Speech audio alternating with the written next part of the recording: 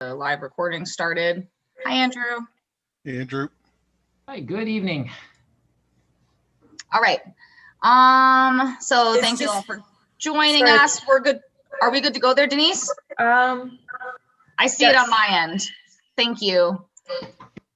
Okay, we'll get started, and we will get to our delegates tonight. And my first part is the disclosure of pecuniary interest, which I don't believe we have any, but I will circle back to this because I did send maybe about 2 weeks ago an email just looking for the information on that and the form that comes with that as well, just so we can make sure as a board that we are disclosing that properly. So I look forward to that. Kind of brings us into our next item on the agenda, which is our delegation with the Tecumseh Town Hall clerk, Laura Moy, to discuss more on bylaws. We knew she'd be attending and anticipating her attendance based on some of the meetings and conversations we've had as of late. So Laura, I will turn the floor to you. Thank you, Candace, and thank you all for having me out this evening. I appreciate it. I'm here just to talk a little bit about the town's procedural bylaw, code of conduct, and other related policies, and to address any questions that you as members of the BIO board may have of myself. So starting off, council in beginning of 2020 did make some more or less housekeeping amendments to our procedural bylaw. And I just wanted to highlight some of those changes for you and to bring you up to speed, I guess, on some current reviews that are ongoing with regards to the procedural bylaw. So I know many of you are new to, or fairly new to the board. So we thought this might be an opportunity for us to just have some discussions with yourself. And as I said, just kind of to bring you to where we're at with our procedural bylaw. So as it relates to the board, so a number of you have heard me say this before. So the town of Tecumseh exists because the province of Ontario has issued an order to grant the existence of the town of Tecumseh as it does for all municipalities in Ontario. And having said that, it gives that certain powers and authorities to municipalities and legislation within which to work. And one of the primary pieces of legislation within which the municipality operates is the Municipal Act. And one of the, I guess, authorities that the Municipal Act does give to the town as a municipality is the ability to create business improvement areas. And here we all are with yourselves because the town has exercised that authority to provide for a business improvement area that will, as you all know, would probably have read, promote the shopping district and help to beautify the area as well.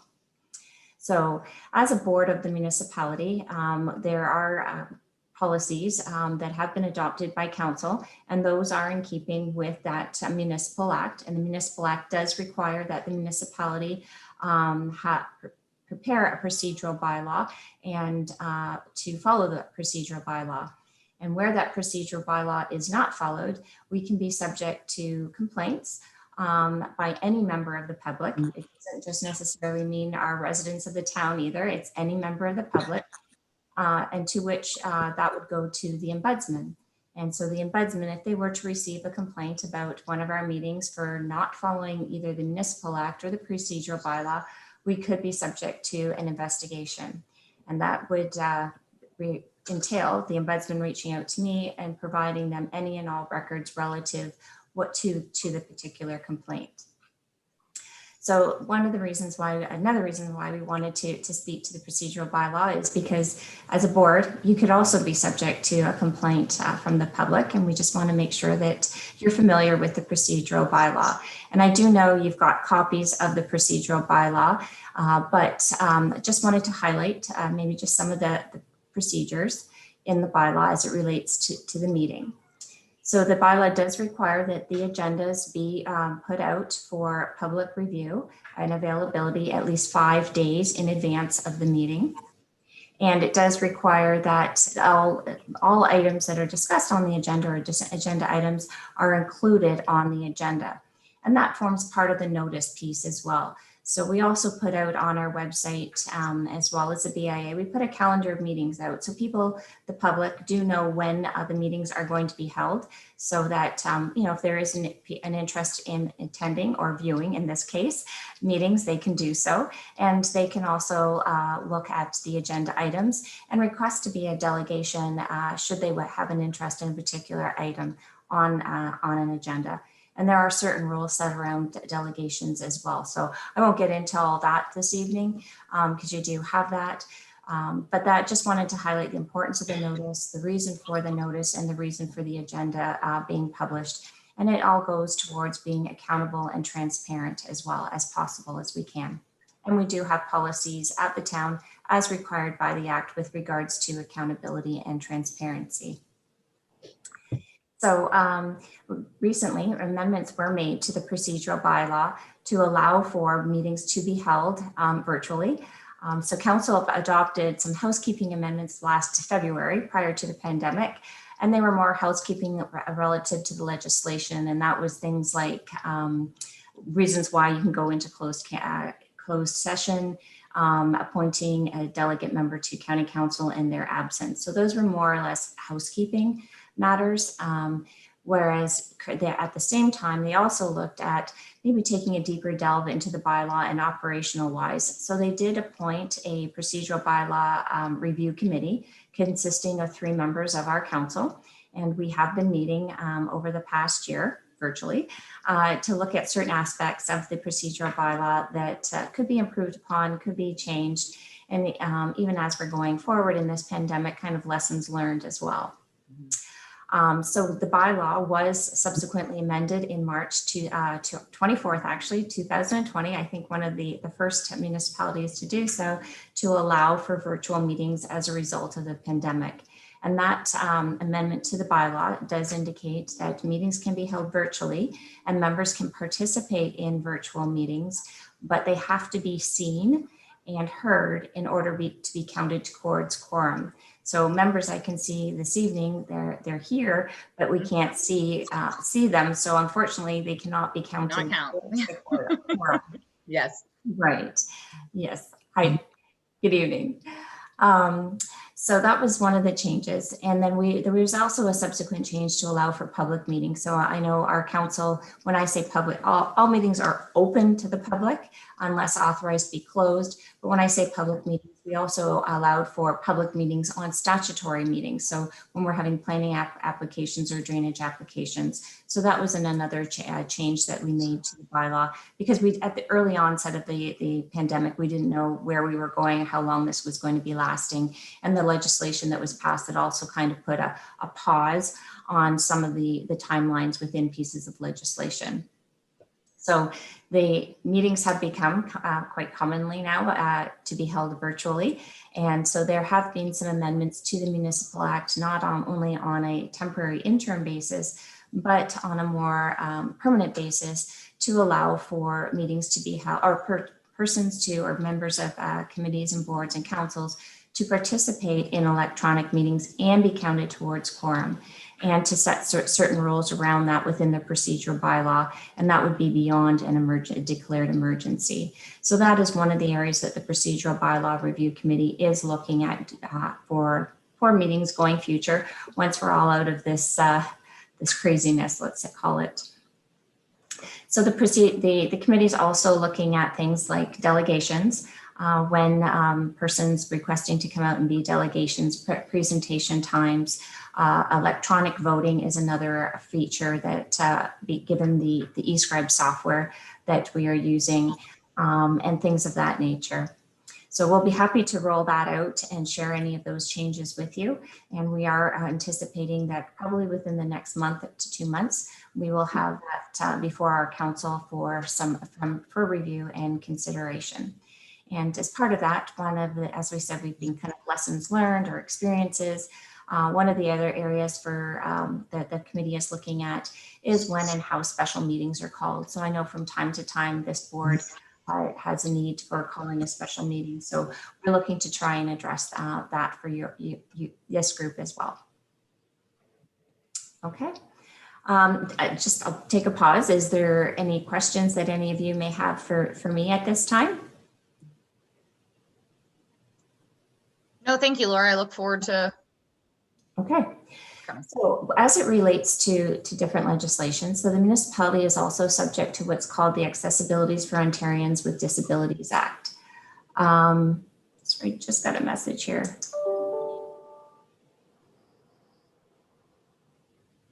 Sorry, are we live streaming on the YouTube right now?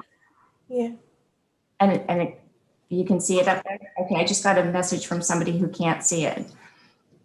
In the corner of my screen, it says live on YouTube. And just check YouTube too, and it's on there. Yes, I do see it too. Okay. There might be a lag. I don't know, but it's, can she not see it or can she not hear it, or both? Both. It's up there. Yeah, for what it's Laura, worth, I can see it. Yep, Okay. I can see it too. Yeah. Okay, very good. Sorry to interrupt. I just didn't want to, I'll let her know. So yes, so the municipality is also subject to the municipal legislation, as is private and public organizations. So a lot of your businesses, or all of your businesses, would be included within that AODA legislation as it's come to be known. And one of those requirements for us is to be compliant with what's called the Information and Communication Standards. And the AODA and the ASR, so that's the Integrated Accessibility Standards Regulations, under which we are required to follow certain guidelines, as well as to meet certain timelines for compliances.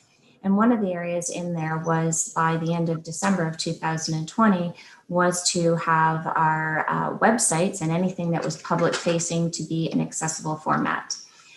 So like all municipalities, I think, or many municipalities, we're all doing our best to meet those standards, but it is a struggle given limited resources and changing technologies. But we are making progress and trying to make strides in that regards. So we have, as you all know, we're adopted some software called eScribe, and that software is being utilized to make preparation of agendas more feasible and more efficient. It also posts them directly to our website, as well as helps to remediate the documents for accessibility. And we do have to do some work with documents that we put up onto the website to make them accessible prior to being added to the agenda through the eScribe software.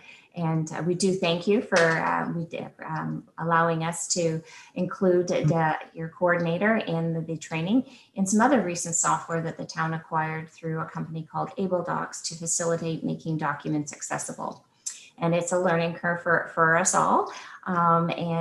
So we're here the town is here to support not only each other, but you got yourselves as well, as we all start learning how to be more mindful and working towards providing for accessible public facing documents and an accessible website. So anything that goes up on our websites now does need to be in an accessible format, and it's compliant with what's called WCAG 2.0 AA. So I just wanting to address any questions that anyone may have as it relates to the accessibility. We are going to be reporting out on that, as including this board, as I'm required to do so at the end of June of this year. So again, happy to answer any questions, and if not, I'll move on to conflict of interest. So I think on that, and if I'm not mistaken, are we up to speed on all that, Denise, in terms of the site? I know moving forward we're using the same software, but if I'm not mistaken, had we done all the conversions on everything on the site, and are we where we need to be? So I spoke to a representative from Site Improve, and he said that our website is about 78% AODA compliant. Okay. So there's a few things here and there, like links and stuff like that, to fix All right. up. But there's about 600 of them. So here and there we'll fix them. But he said it's nothing that's a huge deal for the most part. But the things that were a huge deal were the documents and the photos for alt text, and all of those have been fixed. Have been done. Okay, great. I just wanted to make sure I crossed that while it was top of mind. So thank you. And thanks, Laura. Thank you. Great to hear. And yeah, certain documents, it's a good tool to use too. It's a good opportunity to use to see what's maybe not current, what needs to be refreshed, what can be taken down off your website as well. So that's what we're doing as an organization for the town too. So municipal conflict of interest. So yes, as members of this board, there is another piece of legislation that the province provides for, and that's the Municipal Conflict of Interest Act. And under that, essentially, I'll just going to paraphrase from a document here. So if you give me 1 second, just so I can pull it up for myself. Essentially, the Municipal Code of Conduct is it's used, I guess, generally, it's a conflict of interest where a member participates in activities that grant or appear to grant any special consideration, treatment, or advantage to an individual which is not applicable to every other individual member of the public. And so it's a rather large piece of legislation. And what I did offer to your executive when I met with them is we have a handbook with regards to municipal conflict of interest. And what I suggested that I could do is provide your office with a copy of that handbook. And it would be a good reference tool for those of you who want some light reading or who feel that one day they may have a conflict of interest, and it would be a document that they could go to review. And municipal conflict of interest. So it's, an example might be the board has gone out to tender or receiving quotes for printing of a publication that's going to be distributed to your members. And maybe one of your board members was the owner of one of the companies that was putting in a quote or a bid. So when those quotes or bids came back to this board for decision making, that particular member would basically refrain from any voting, would disclose that they had a conflict because of their business bidding on that particular quote. And they would that would be called the disclosure of pecuniary interest. And they would essentially refrain from voting any discussion on consideration of those quotes. And so that's essentially how disclosure operates. But one of the other amendments that we did make to the procedural bylaw, and it is in accordance with the Municipal Act, was that we now keep a registry and a written record of disclosures. So after this evening's meeting, we will share a link to all of the board members, and it's an electronic format where essentially you would record your name, the meeting, and the nature of the conflict. So again, if it was using the quote as an example, you would indicate that member would indicate on the declaration form that on the agenda for this evening's meeting that they had a conflict in the quote for the printing services. And so then that would get, then there's a place where you would put in your electronic signature using your mouse, and you would hit submit. And then that would go into the town's registry. And we would be certainly happy to share copies of that out with the board as well. So that's another feature that we wanted to bring to this board's attention, because it is something that also can be subject to an investigation. So, if one of those other persons or companies had submitted quotes and, felt that they wanted to file a complaint for, another member, the board member having voted on that would go up to what's called our integrity commissioner.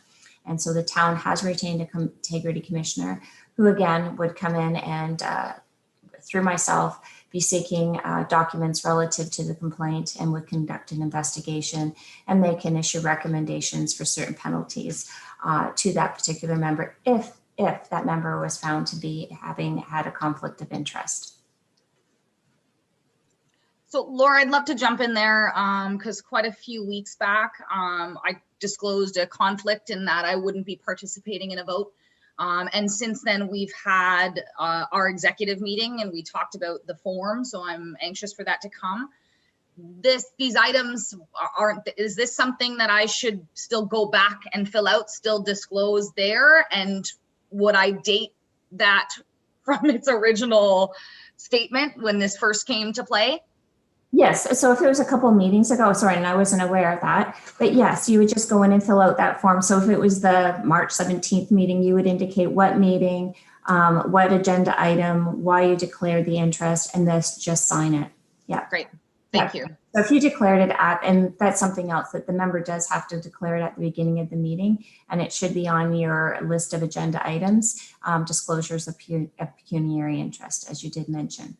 Yeah, in that particular one, I'll have to look back because I'm not sure if it came again, because we're just kind of getting some of this clarification on the disclosure of pecuniary interest.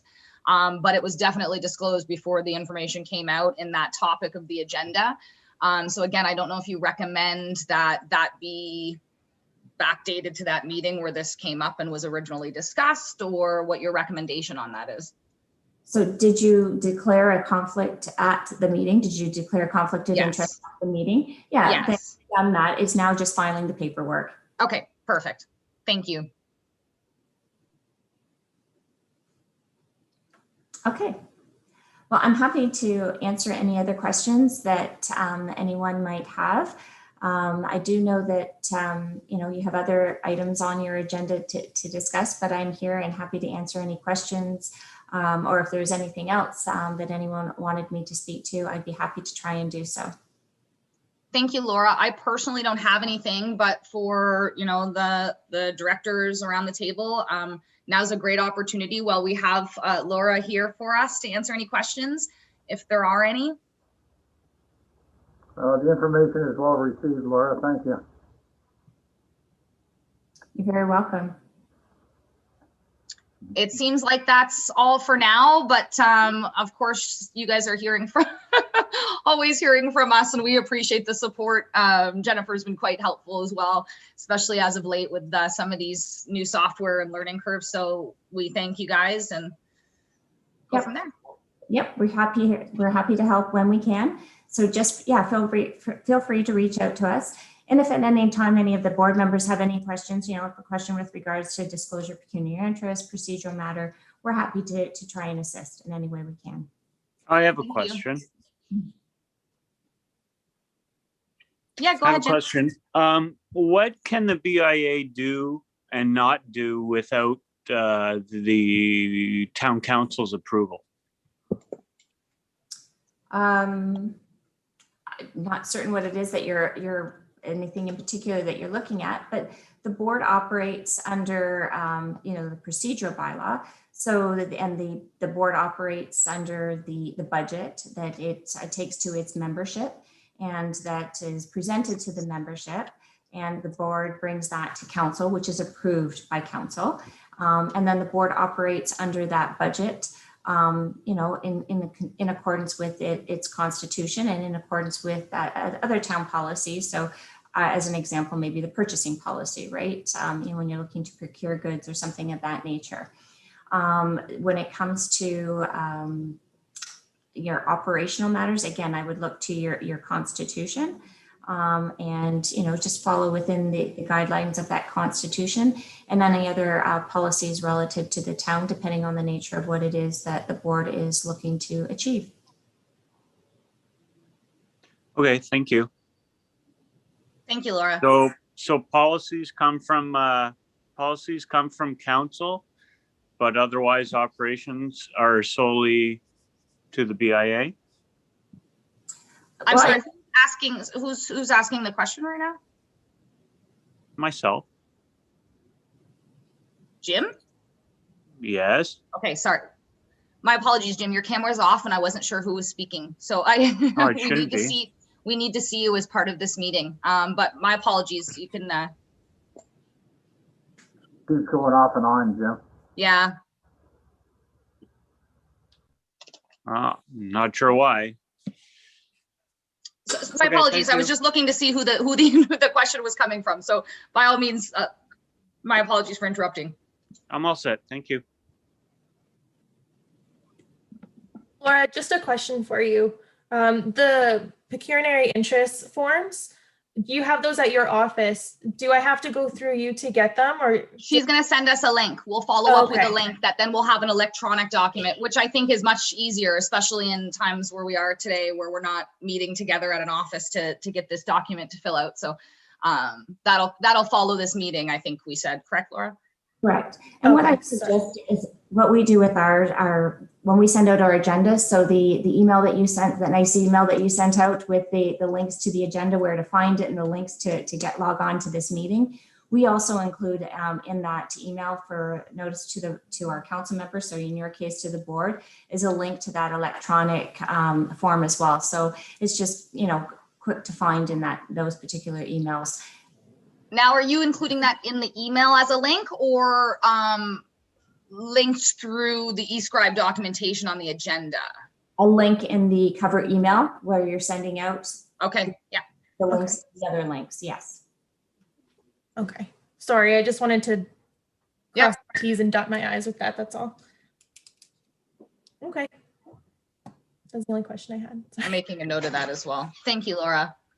You're welcome. So following tonight's meeting, I'd be happy to send out, I can send you a link to the municipal conflict of interest legislation, but it is quite the read. We will make sure that a copy of the handbook gets sent over to Denise for the BI's office for reference.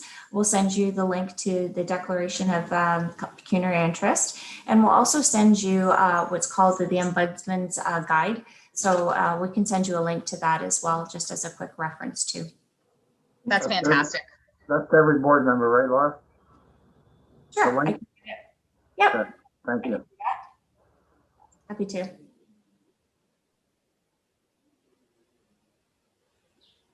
Okay. All Is right. there anything else for Laura before she? No. Thank you so much, Laura. Enjoy this beautiful evening. I will. I'm going to go take my puppies for a walk. Take care, everyone. Thank you again. Thank too. you. Thanks, Laura. All right. Bye, Laura. Thank you. All right. Okay, so that's wonderful. We'll follow up. It sounds like that information is coming afterwards, but I've made a few notes there as well. So we'll make sure along with, and I think it made it really easy. So moving forward, what you will receive from Denise with the Zoom link, which is specific to us and our meeting, is the eScribe link as it came this month, as well as that link for the pecuniary interest form, should there be a need to submit that prior to the meeting as well. Okay, moving on to minutes for March 17th. As you may remember, we unfortunately didn't have an April meeting, so we're just going back to the March 17th minutes.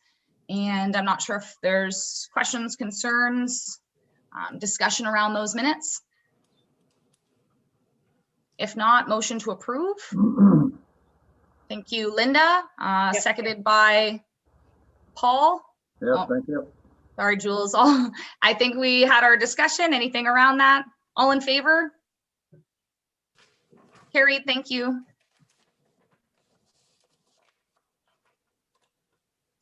I don't think we had any letters included today, did we, Denise? No letters. Okay, thank you. All right, guys, moving on to reports. My goal here is, especially as we move forward with the committees, and we'll discuss this a little more under committees, but is to keep our reports short and sweet. Let's make sure that we put the reports out so that this board can come prepared. We don't put these packages together not to be prepared. So please make sure you look at the packages, see what's included there. We're going to talk about how each committee is going to be responsible for sending information to Denise. And so I'll kind of get to that specifically before some of the committee reports.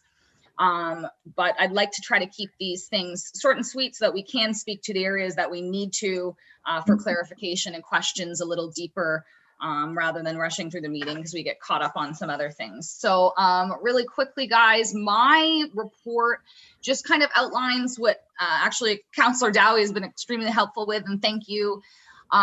We have some domain issues, and because of Office 365, we needed to acquire a new domain. I'm actually not going to be the one to speak to this in my report, if you don't mind. Andrew, you've been so helpful and I think understood this world a little more. Could you maybe enlighten the board and let us know what we've done and where we're going? Yes, absolutely. So as progress goes on, these software vendors and Microsoft specifically, they want to tie their service to a corporate domain and make it enterprise wide. So we aren't going to download software to our computers anymore. It's all going to be in the cloud, leading to what's happening today.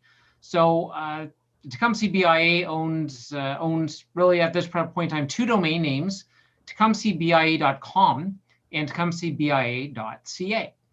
Right now, the mailboxes, the ability to create email boxes is with tecumsehbia.com. However, it is going to prove to be very, very challenging to undo and redo once again a lot of the back and forth with how the domain connects to the website. Basically, if I could explain it right, when you type in tecumsehbia.com, that's not really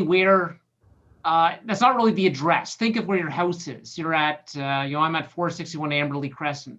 Well, the address on the internet is, 21.446.360.12. So to make it easy, that's where these domain names came from. And so there's a directory which everyone has access to, which ties that numeric address to a word or a word whatever.com.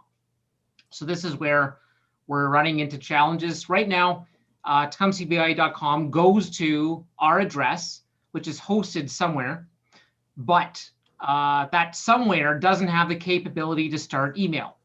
It takes everything, but you can't split things up. It's kind of an all or nothing.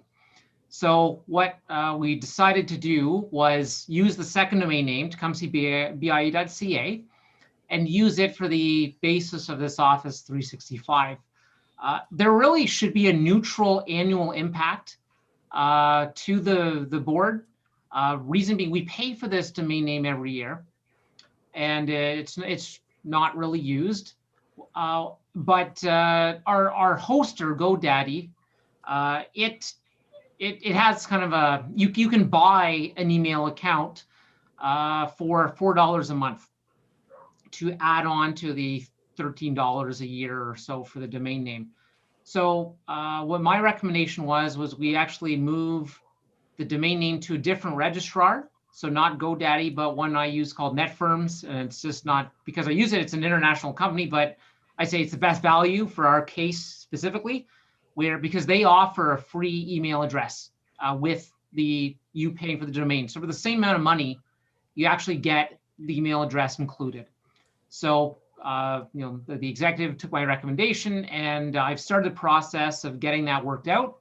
So in the end, we will have an ability to have that email address, something at tecumsehbia.ca, tied to the Office 365, and be able to leverage the software from then. At this point in time, it is still in the transfer phase. It's going to take several days to update the world's phone directory with everybody's addresses to recognize that tecumsehbia.ca will be at a brand new address. So we're just waiting for that to happen. And once that happens, then we can tie the Office 365 to a new email address. So that's in a nutshell what's happening. So no permanent impact on the front end. It should cost us exactly the same amount of money as it did before, because we were renewing this every year. And it's worthwhile to own this. You don't want someone else buying it and using it for their own purpose. So it's actually it's leveraging an asset we already had. It's just making sure that we're lining it to get the best possible value, and we don't cause problems with the existing website. So it's actually a great thing that we had the 2 domain names, because we can leave the .com for the website stuff and use the .ca for addressing this issue. And in turn, I can set it up so we're pointing .ca to the .com. So we can just going to ask that. yeah, so we can leverage that as well.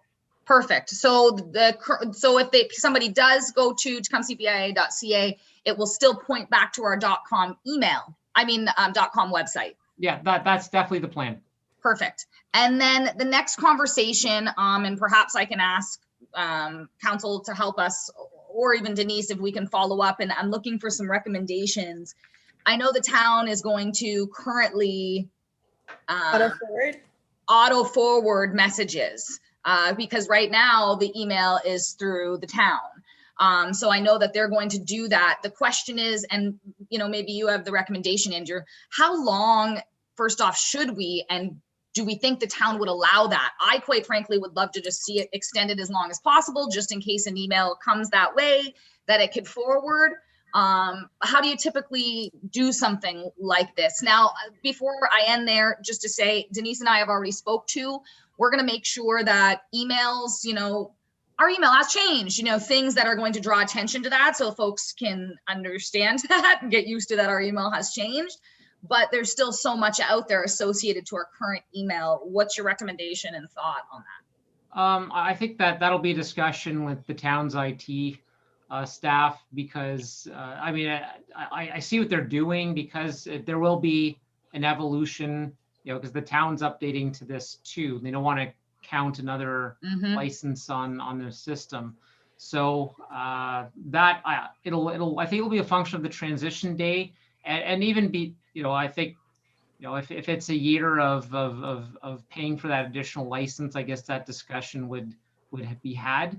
But you know what, I'll have to defer, but I think we can certainly facilitate that conversation as to what that looks like. Because I think even I have auto forwards all over the place, so it's something doable. We know it can be done.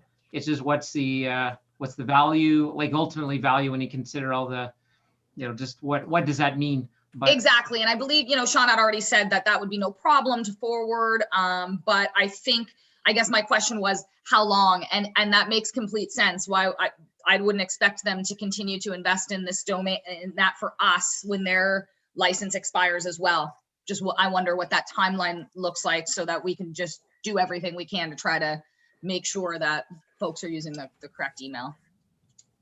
Yeah, we'll take that back, and we'll figure it out. Thank you. Are there any questions regarding any of this? That's really all kind of I had for my report at this time. I guess the other thing I'll say in my report, just really quickly, I'm going to follow up with you guys. I sent everybody a copy of the Constitution to start to review, and my sincerest apologies that this didn't come with each of the new members as you arrived on the board, but I'm going to send you the update. We got to digging a little more, and there's been an update. I knew there was an update, especially because we had moved and we had to change the address. So I knew there was something. So I will, after this meeting, follow up, make sure everyone has the actual up-to-date Constitution. And then that's where we're at. I don't want to speak too much more to that, because I'm open to suggestions. This is a lot of new people around the board since when the Constitution was created. So recommendations, please take a peek through. Recommendations, suggestions. I've already noticed a few things, and it might not be about making changes. It might just be about understanding that Constitution, because it's another big part of what we are bound by. But any changes, amendments, anything of that nature does need to be made at an AGM, and we'll be planning to have our AGM in October, so it'll coincide with that. All right, that's all I have for my report. Moving on to Treasurer's report. Mr. Bastani, the floor is yours. Well, thank you, Madam Chair. Good evening, everybody. Hopefully everybody's got a copy of the report in front of you, and this report is for the period ending April 30th. Our operating account stood at $34,231.88. We have outstanding checks in the amount of $5,803.25, giving us a balance of $28,428.63. Our reserve account stood at $66,572.01, with a little bit of interest of $93 and a penny. It brought it to $66,665.02. Outstanding receivables, which is for HST, The WFCU, as you see, share capital of $85, $60, and $10. Excuse me. The BIA petty cash, again, at the end of April, stood at $721.65. Prepaid expenses and deposits of $2,686.38, bringing us to a total of BIA current assets of $100,373.46. Tecumseh dollars current outstanding $39,775. Our other BIA liabilities were $60,598.46. Our first quarter levy, which was received March 31st, of $33,000. And you will see the outstanding payments, which totaled $5,803.25, which there is a breakdown on that. So in summation, there's a total of $100,373.46 in total BIA current assets. Questions, comments, concerns? Yes, did we just review April? Yeah. Okay, I thought so. End of April. Okay, we'll go back and do March in a minute. That's my apologies, guys. I was kind of behind on bringing up that documentation. We do have 2 financials to approve tonight because we approved March 31st. We did not. That meeting did not come to Oh, fruition. yeah, my apologies, sorry. No worries, no worries. No, that's my fault for not, but I was confused on the report. I don't know if everybody caught that, and if we were following along, we were reviewing the April financials. Are we comfortable doing this out of line, or should we get those March ones done first? Well, I have March available, but I want to know what the rest of the board thinks. The March now. Okay, let's go through March. Let's just do those in order, just so that we can follow along and make sure there's no discrepancies month to month. Does everybody have a copy of that, of March 31st? Yep. Yes. Okay. All right. Excuse me. Okay, so March 31st, our operating account stood at $44,610.73. We had outstanding checks of $1,667.90, giving us a balance of $42,942.83. The reserve account was $66,476.03 with a little bit of interest of $95.98. Gave us $66,572.01. Outstanding receivables of $1,716.78, which I believe was the HST. Again, the share capital for WFCU, respectively, $85, $60, and $10. Petty cash stood at $565.55. Prepaid expenses of $2,591.20. Gave us a total BIA current assets, again, at the end of March, $114,543.37. Outstanding Tecumseh dollars at the time was $43,260. Other BIA liabilities, which was $71,283.37. Again, a total of $114,543.37. And as mentioned in my previous report, that first quarter levy was received March 31st of $33,000.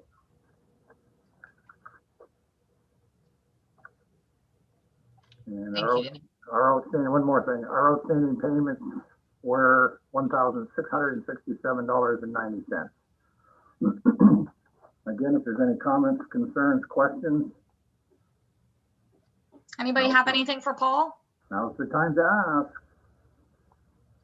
If there aren't, a motion to approve the March 17th financials. Sorry, I can't see everybody with the screen Make the share motion. on. No, she got Sorry. the report. Okay. There you go. Sorry, Jules, was that you? Thank you. Yep. Seconded by Leo. Any discussion around that? All in favor? Aye. All right. Carried. Thank you. And we've reviewed them. I don't think we need a second review unless anybody would like to hear the Aprils again. Otherwise, any questions, concerns? Motion to approve the April 21st, 2021 Treasurer's Report. Linda, seconded by Jules. All in favor? Carrie, thank you. Thank you, Paul. My pleasure. Okay, Denise, you are up with the coordinator's report. Okay, so I'll keep it short and sweet. So for financials, we still have that $295 sitting as a deposit April 10th, 2019 at Windsor Rock Gym. Let's see. Beach Grove Golf and Country Club. We also have our January 2020 deposit on there for our 2020 Christmas party that never happened and carried over to November. So that's it for financials. Nothing has changed. It's sat there for a couple months now. Membership statistics. So members preparing to open, of course, we've got the Bourbon across the street from us on Tecumseh Road. Unique Gallery Art and Coffee Shop. They're at 1614 L'Esperance. They're kind of on pause right now because of COVID, but the sign's up, ready to go, and I can see people working inside. And we've got Imperial Gifts and Decor. So same thing with them. They were supposed to open up on April 1st, but they're still in there doing some work and on pause because of COVID, I think. Members who have moved, we've got Skyview Solutions. They're now in Green Valley Plaza, where Merle Norman was, which brings me to members who've recently closed, which is Merle Norman. So they are up and gone, and Skyview Solutions moved into their spot. Yeah. So due to that, from April to May, our grand total went from 623 to 622. And total members who can vote went from 623 to 622. So new associate members, we have Moni Hair Boutique, which they've been our member for the past 2 months now. Same with One Source Moving Solution. And the nice part about those two is they've jumped on to do our Eyes on Tecumseh Business Spotlight feature, just to kind of say that they're part of us now. So that's cool. That makes me happy. New members taking advantage and seeing that the benefit of the BIA is exciting. Yeah, exactly. And we've got, I've got a package over here that I want to present to a couple different members in the Lakeshore area and the Amy Croft area to see if they'd like to join on to be associate members. There's a lot of stuff going up down there right now, like tons of stuff. So hopefully I can get some stuff together over here and deliver them a package and see if they'd like to join on, whether that be via email or if things start opening up soon to go in person. But yeah, that's don't forget to talk to the membership committee about what they can do to help and ideas and stuff for welcoming new members.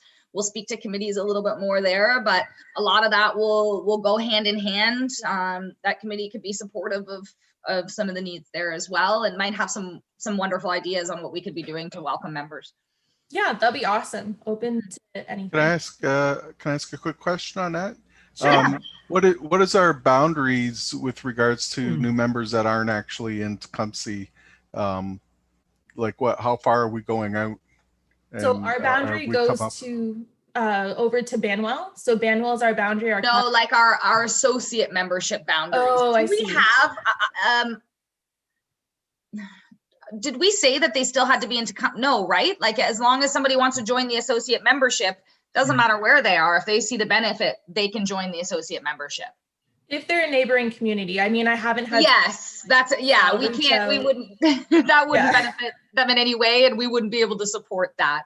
Right. But neighboring communities, and quite frankly, even, areas and those, the associate membership started a lot with Teresa at Silver Tea, who was very interested in becoming a member. And while that's, out that way to come see, while that doesn't feel like a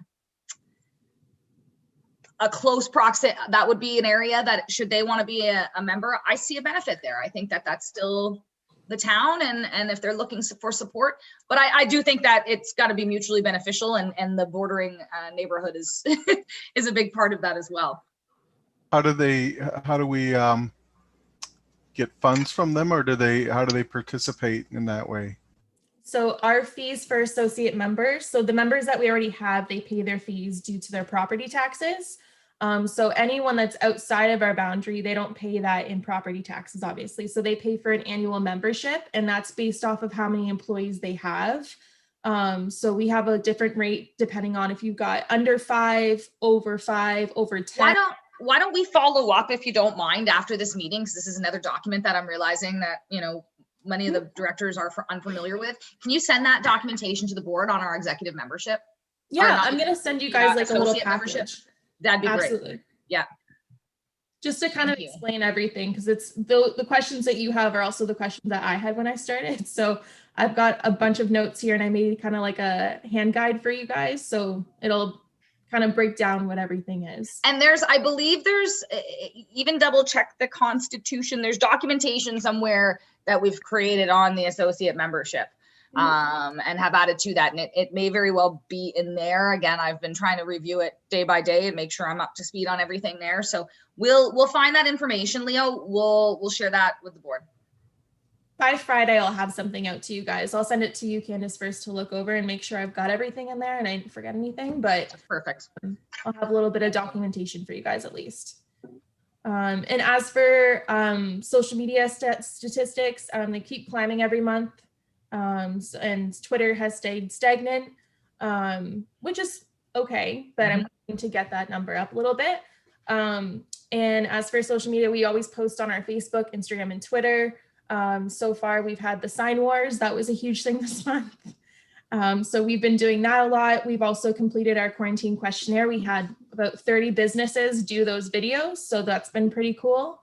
We did our Easter egg hunt back in March, just to touch on that because I wanted to mention that in the last meeting. And then this month too, our Gallery Without Walls 2021, our winners were called up. And those banners actually were brought to the BIA yesterday and they're going to be installed by, I was given Thursday of next week, but because it's a short week, it may be Friday. So by the end of May, you'll see them up and down L'Esperance. Awesome. Can't wait. Yeah, and they're beautiful too. Say so myself, they're awesome.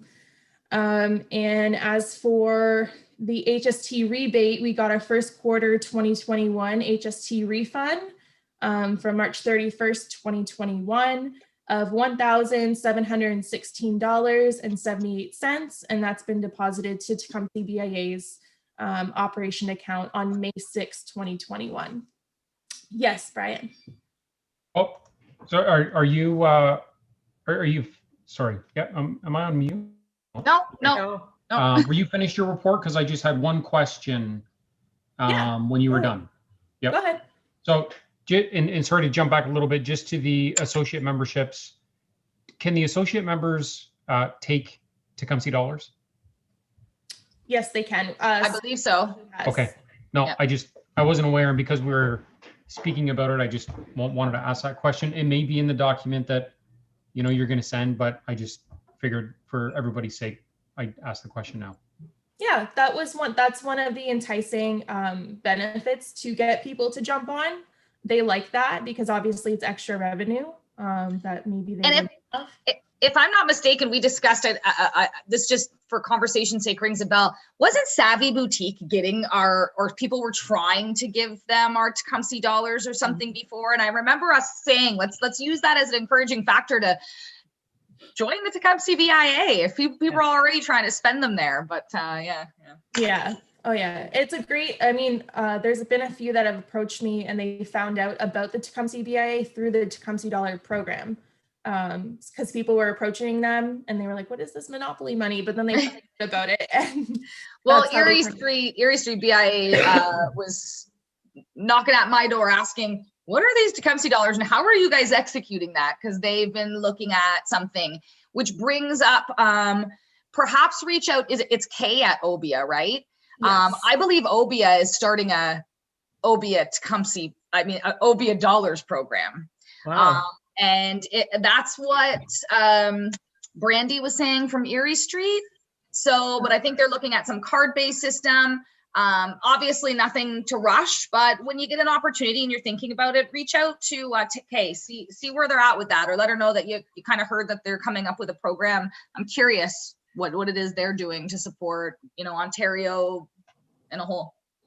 Okay. Yeah, absolutely. I didn't even know that. So that's awesome. I'll make note of that. Yeah. Thank you. And also, side note too, I think Jessica has to leave.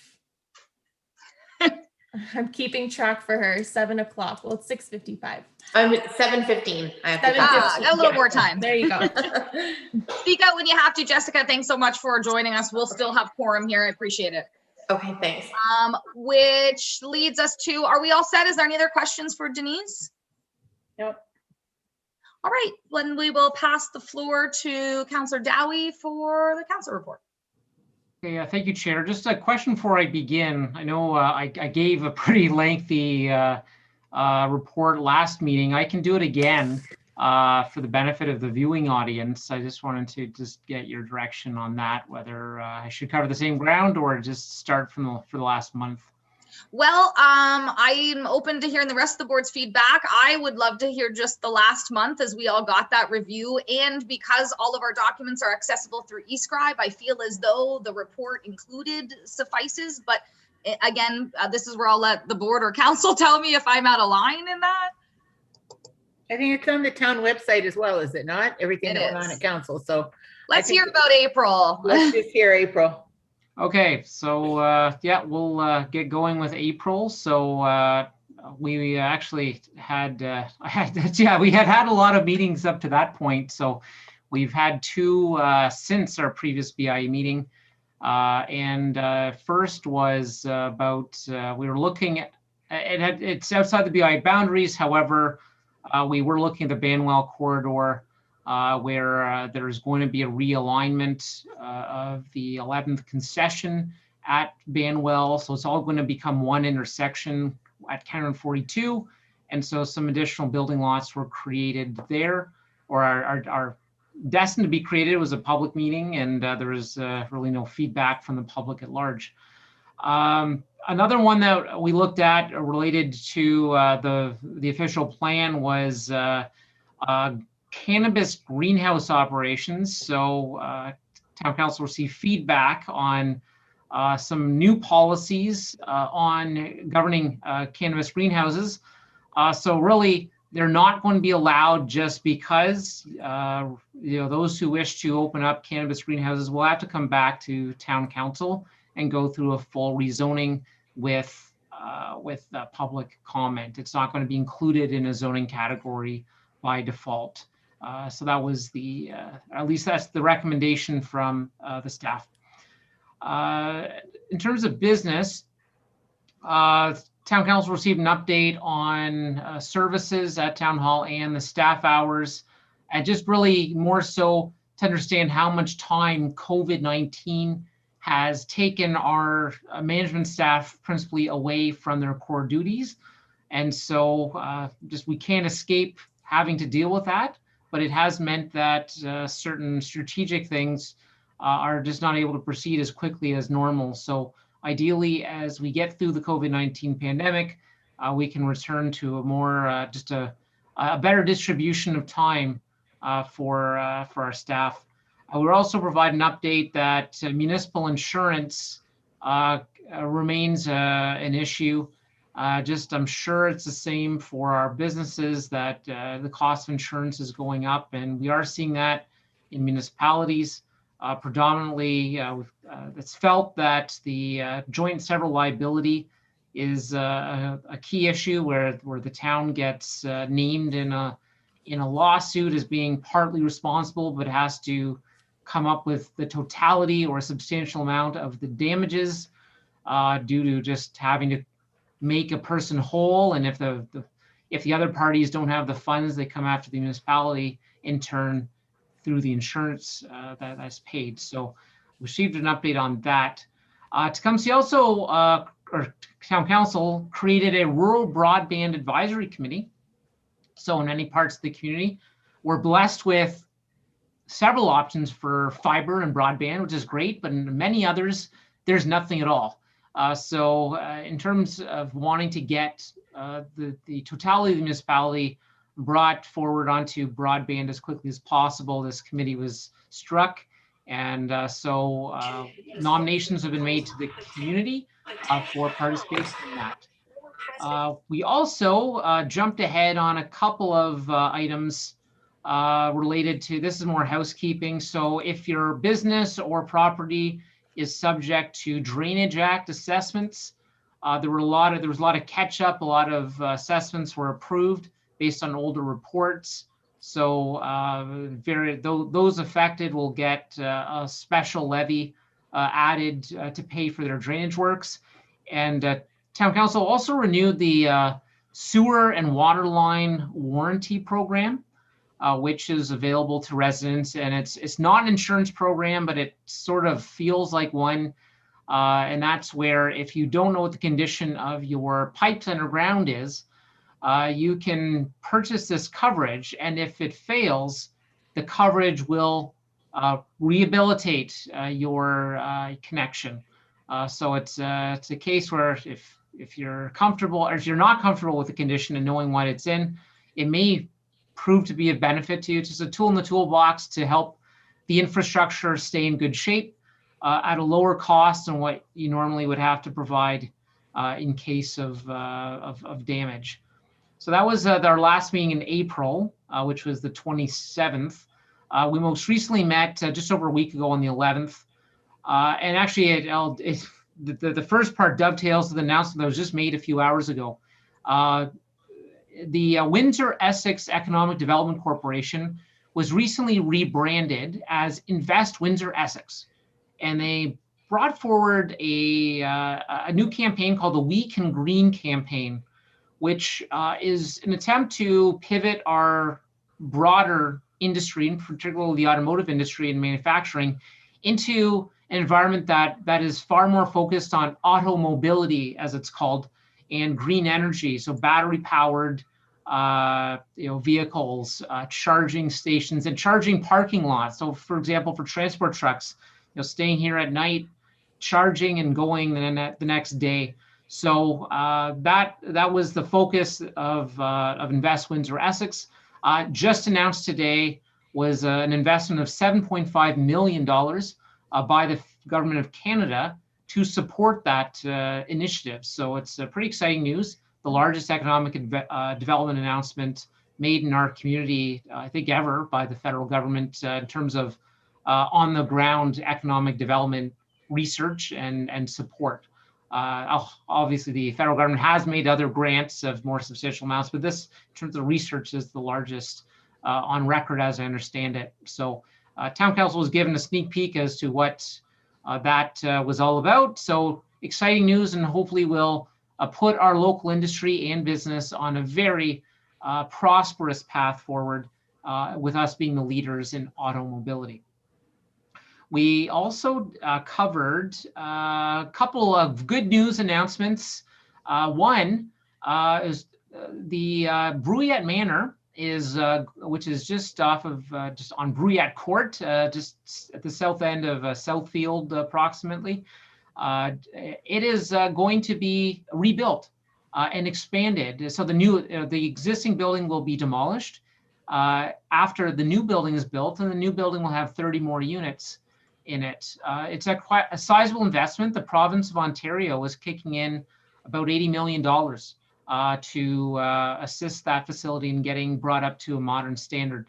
So the site plan of that new facility was approved by Town Council, and it sounds like they're raring to go in terms of proceeding with that redevelopment. So there'll be a lot of construction in that area, but it'll be just a more modern facility, and certainly many of our local companies provide services to Bruyette Manor. So it's a really good news and a substantial investment by the province of Ontario. Andrew, where's it going? At the same, just in back of the current building. So the current building, so they'll build in the back, and then when the new building's ready, the residents will move. The current building will be demolished and be the new parking lot. Okay, thank you. So further to that, a new apartment building was brought forward for the community improvement area. So right next door to the Urban Suites, between the Urban Suites and the Tie-In Palace, the approval was sought for a new 38-unit rental building. I believe it's to be called the Townsend, if I remember my renderings right. So that's going to be 4 stories, 38 units. There'll be parking, landscaping, and on-site services and works. So that was that came for rezoning a few years ago now. There wasn't a defined plan at the time of rezoning, but the use was allowed subject to a site plan agreement, and that was what was brought forward on the 11th. So that was approved by town council. So we'll have next to Urban Suites, another rental building. And further, that building benefited from some financial investments, $100,000 in rebate for development charges. So I mean, it's an infill development, so its impact on sprawl and the cost of growth will be pretty minor. So it's a worthwhile reimbursement. And beyond that, there will be a rebate on the increase in property taxes. So they'll still pay property taxes as they are today, but for the first 5 years, and this goes for any development that's applying and qualifies under the CIP, you don't have to pay the resulting increase in property taxes as a result of the investment you've made for the first 5 years. So that was granted, and further, a 2-year build time was granted to the development as well. There was also one quick second, Andrew. I think Leo may have a specific question. Just Okay. wanted to ask, do you know if there's going to be any commercial on the main level, or is it all just residential? Yeah, it did not sound like there was no commercial proposed, as I understood it. So, and the remainder of the meeting was pretty quick. We approved a bridge and culvert needs study, which happens every 5 years. There are 2 structures that will be replaced, or that are identified to be replaced, and they're both already in the schedule for the Manning Road work. So as you heard earlier, Manning Road is going to be under construction for the next couple of years, as the east town line drain on the west side is diverted into Lakewood Park, so that the drain will flow through the park instead of next to the road. And so the culverts that are currently there are destined to be removed. So that's the only substantial work that was identified for the next 5 years, and it was already in the cards. So that was good news. We don't have to make major investments in bridges and culverts for some time. And also at the main road pump station, same neck of the woods, there had been erosion noted to the fish pond. And so there was some repair that was approved in the amount of $129,790 towards Shea Rock construction. And town council received an update that the 2021 larva siding program would be undertaken by the local health unit. And finally, there was the mounting of the Paramedics Week banner. So that is actually, it's up now, but Paramedics Services Week is next week. And it was installed or approved to be installed to recognize the service of our emergency medical services workers. And Essex Power actually funded the costs for that to happen. So that is the council report from the last month. And I'm happy to take any further questions. Thanks, Andrew. Anybody have any questions, conversation for? Just one question, Andrew. On the closing of the ditch on Manning Road, is that being done this year, or it's going to be started this year? It'll be started this year. So eventually the drain has to cross the road. So that'll happen right around St. Thomas, Right. just so it gets into the park. So that work is to start. And so once the water is now then flowing through, then the filling in of the old ditch can begin. And that is expected to be this calendar year as well. Beautiful. And then next year will be the restoration of the road and the building of the new road. The new road is destined to have a center median with lights in the center and roundabouts at Little River and at St. Thomas. So left turns into the driveways will no longer be possible, but you will be able to turn around at the roundabout to enter. Separate roundabouts at Little River and St. Thomas? Yes. Oh, nice. Thank you. You're welcome. Anything else for Councillor Dowie? Okay, thank you, Andrew. Okay, moving on to the committees. I want to first and foremost, I think everybody's seen it, but I just want to officially welcome everyone to your committee. And just so the board is aware, again, I think everybody has that paperwork, but the marketing committee is myself, Linda and Paul. Membership committee, thank you, Jessica and Scott, for taking the lead on that. Beautification committee is myself, Linda and Paul. Thank you guys for your continued support. The events committee is myself, Joe and Leo. Thank you both for your help. And governance is Joe, Jules, and Jim. So thank you, gentlemen, for helping with that as well. I'm gonna kind of roll through the committees. Again, this is one of those areas that the committees are there to get the information, come up with some plans, bring it back to the board so that we can make appropriate approvals, recommendations, and move forward. So the meetings, I'll leave it up to you guys. I'll follow up with individual committee meetings or committee emails just to kind of give you a little bit of direction. By all means, if I'm not on that committee, you guys are running with it and things come back to the board anyways, but just to kind of provide you with some direction on what we've been doing or where we kind of left things. And you'll get a little bit of that right now with a quick report on every committee. Thus far, the committees have really been myself, Paul, and Linda for the ones that we were on, and then myself and Denise for the rest. So thank you guys for your support. It's appreciated.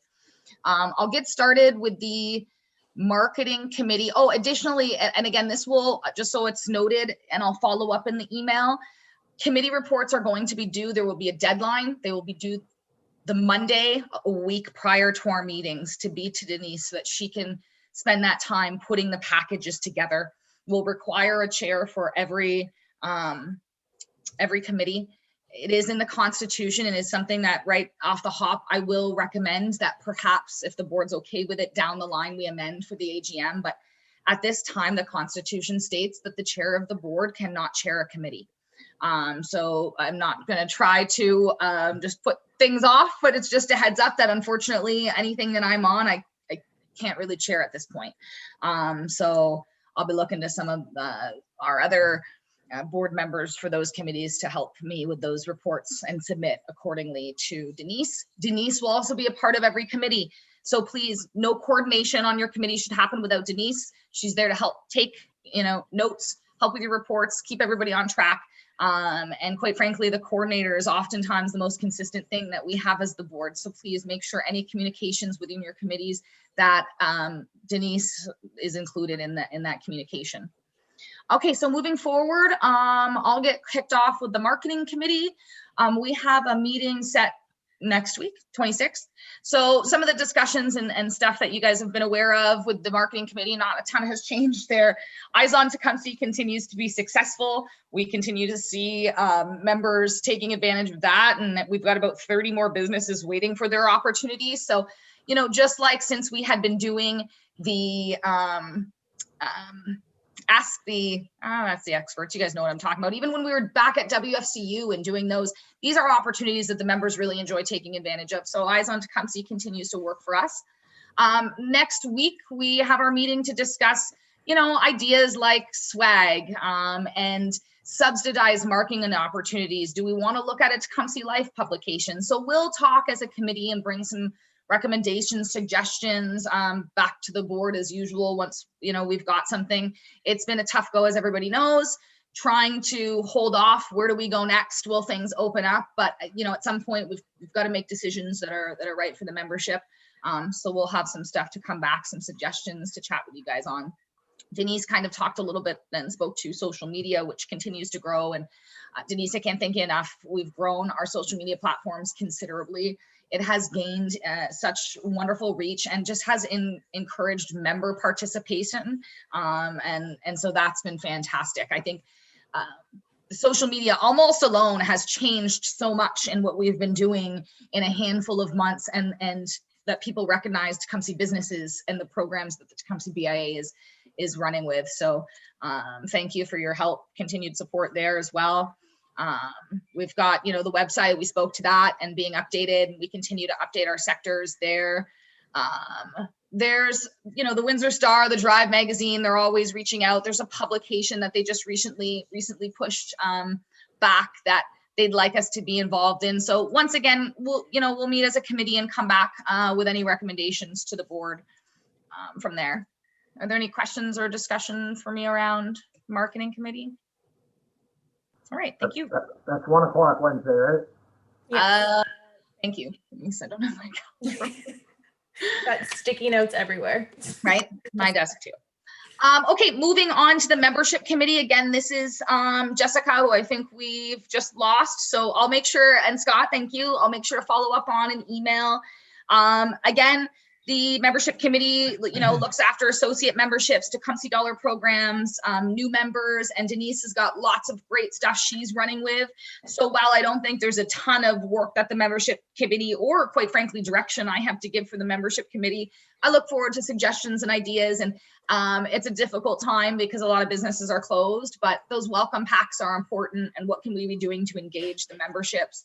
The report we have right now really just kind of touches on some of the stuff that Denise has touched on with regards to the associate membership package and the Tecumseh Dollars program. I'm anxious for the world to open back up so we can sell out of those again in a day.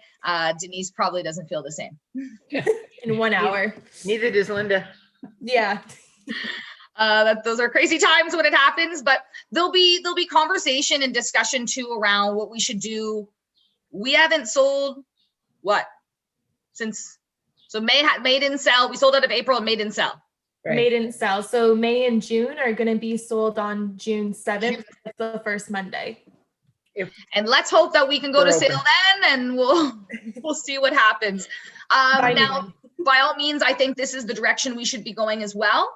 But at any point, again, for the membership committee, if you've got some ideas, or because we didn't sell a month, a recommendation on how that's better moved forward as opposed to just the first of the opportunity the next month, at this point, I think that that's perfect because we've got people anxious to purchase them. Let's get them out. But these are the recommendations that we always look for from committees like this as well. So any discussion or conversation around the membership committee at this time? Candace, just a side note too, for the Tecumseh Dollar program is within that. I did make note that we got financials for March and April.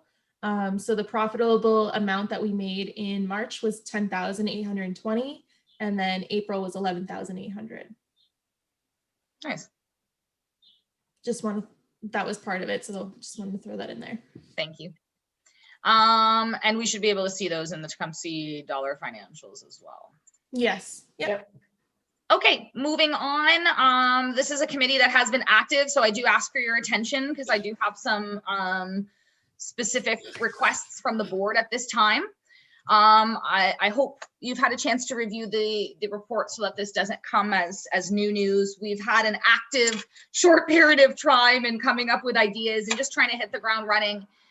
So the beautification committee is working on a few different projects right now. And before I get to the main one, I'd like to just get some of the smaller things off the plate. Were all the bike racks not already installed? No, there's still some in the warehouse. Where were those going? Those were supposed to go because they can only go on public property. That's right. Yeah. But I'm unsure of where they were supposed to go. I can double check with Paula and ask her. See if Paula knows, because I'd like to get that off the agenda. I feel like there's been some unfinished business under this committee with those bike racks for 3 years. I'm probably exaggerating, but nearly. So can you find out and see what she remembers? I'll look back in my notes as well, see what we can find out. Let's figure out where those are supposed to be, what we can do to get that moving. Okay. I'd like to see that as well, because I know just along West Bronx Road over here, I've always got people asking for bike racks. So well, let's see if were those predefined. That's it. And were those extra? Were they accounted for? Like, I just don't know how those are still sitting there. So let's see what we can find out. And perhaps, again, the next part for beautification, maybe looking into, more of that. But let's start with the inventory that's not installed. Were those supposed to be somewhere, and are there opportunities to move those? Okay, and if they weren't anywhere too, if you guys have certain areas, like Leo said. That's right. Let's start with finding, before we bring it back to the board, I'd like to start by finding that. And then once we get that information, just update the beautification committee. What we'll do from there is, once we know if there are opportunities there, let's bring it back and take a look and find out how many there are. And does the board have any suggestions on where we might want to put those? But I don't want to open that up just yet, because I don't know if we got extra. So, yeah, I just want to make sure. Okay. Thank you. Bus stop still at this point is just kind of on hold, but it's something that I'd like to bring back, especially now that we're in beautiful weather in spring. But more timely, and what we're discussing with the board today, are the exciting potential of murals within the town of Tecumseh. It's been something we've talked about for a while now, in terms of trying to bring a bit of art and unique and young and kind of contribute to that walkable vibe that you're getting in a lot of these BIA areas and business districts. And so Denise kind of started doing some digging, and over the last month, the beautification committee has met a few times with regards to opportunities, and kind of really hit the ground running when we realized where we are, that we're soon approaching June, and where the artist that we'd like to use is. So just to kind of go through, we think there's two fabulous opportunities, and this doesn't mean that we're not open to suggestion from the board on other ones. I feel like, and maybe I'm kind of jumping the gun here, but Denise, did you get an opportunity to drive by those wings in LaSalle? I did, and I love I don't want to get ahead of myself, but I look forward to, we've put some thought, and I look forward to your feedback in a moment, but these two spots, but I'm already excited. I've been noticing interactive mural pieces around different areas that just really help kind of people interact with. It makes it unique. It's reasons why people come to areas, they take pictures with it.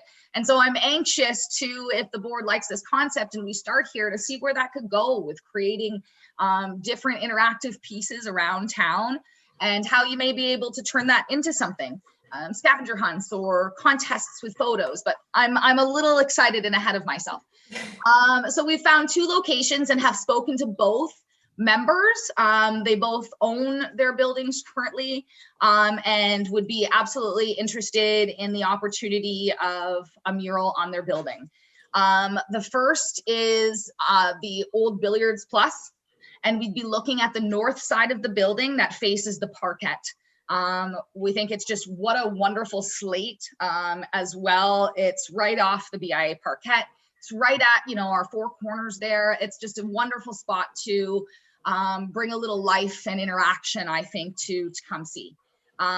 Drive yourself down and over the tracks there at Amlo's Pizza. It's got this great wall there. We wouldn't want to do anything large there, something that's a little more smaller and interactive. And we'll speak a little bit more to that as well. So the artist we've been talking to and getting information and quotes is Dirks. You may be familiar with some of his art. He recently did the Erie Street mural. He's done the Bourbon mural. I think did he just finish that, or he's in the works of it? I live around the corner of Ottawa Street. The penalty box. The one that everyone knows is the penalty box. So he's done some impressive artwork, and has the consideration you need to on things like protecting it as best you can from graffiti and stuff like that. He's well known and just has I think a good track record behind him. And so we've actually also made some recommendations to the 100-year committee to look at Dirks as well. I think there's a nice opportunity for him, and possibly if we move forward with something like this, is there a way we might be able to offer incentive to the town in their piece by kind of saying, hey, we're looking to kind of all do this stuff. So we thought Dirks was a great fit. I'm just trying to give you as much information as possible, but what we're actually seeking, I'll point you guys to, it's not right in front of us, but there is currently a $10,000 beautification budget that hasn't been earmarked in any way. So we are seeking those funds, and we are asking the board, and I can put that into a motion, but it's kind of discussion right now. for an additional $5,000 from the 80,000 plus sitting in our reserve, and the reserve is earmarked for beautification and improvement projects. So what we're actually seeking is 15,000, 5 moving from reserve to cover 2 murals. One would be the majority of that north side of Billiards, the old Billiards Plus, and the other one would be a much smaller piece at AMLO's Pizza. Now, that said, what we are doing is seeking the approval from the board to move forward, but that doesn't necessarily mean it's coming to fruition just yet. We do have some paperwork that we've received from, was it just downtown or a few different BIAs? Was that Erie and downtown? I had a few different BIAs, but the one that was most relevant was the one from downtown Windsor. So these are BIAs that have done murals like this on private property. And so they helped in providing the documentation that they provided to those business owners and members as a contract between the BIA and that member. And so we have that documentation. We've made some adjustments for Tecumseh. It is something that I am asking the board to, and these are the things that will come later. So where I'm saying that we're seeking that approval from the board, we are seeking that tonight in order to start those conversations further and see if this is even something on the table. But next to that is getting the agreement lined up. And quite frankly, there needs to be an agreement with these business owners. If we can't come to an agreement, we don't come to a mural. Next to that is also the artwork and things of that nature, which we'd be seeking some input from the board. And if you got some creative minds, we'd love to hear it as well. Are there other sources for this work to be done? Yeah, there's a few. He's right now the artist that seems to be doing the most work in the city. I've worked with a few other artists in my past. I know the one that did the Blackburn radio building. Just a little bit of a different take, I think, on artwork. There are, I will say, I think that he's extremely reasonable. I think there are other opportunities, but should this idea be put out to tender? Brian? Thanks, Jim. The only thing I'd recommend, Denise, is just checking, because of the value, it's 15,000. I know and only because I've looked at the Constitution, any expenditure over 800 must be approved by quorum at the board. So, but just in the value of this, I would just recommend checking with the purchasing clerk at the town, Janie, and just explain the situation to be sure that we don't need to seek other protocol. Find out what that limit is over what purchases need to be out, and let's look at that as well. Now that said, if I'd still be looking for approval, we can work that in. We can work that into the motion. Are there any other, there's so much information about this, but what other questions or discussion might directors have regarding this project? And Councillor Dowie? Yeah, just a comment. I believe the purchasing bylaw is that you need 3 quotes for something of this dollar value.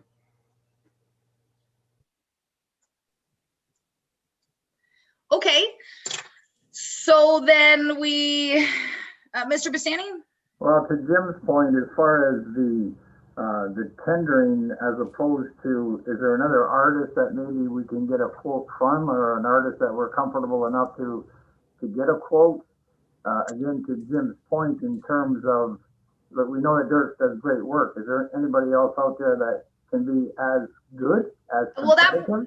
It's a good point, Paul, and I guess that was going to be my next question is, how do we seek out something like this appropriately? It's not like we're looking for a quote on snow removal.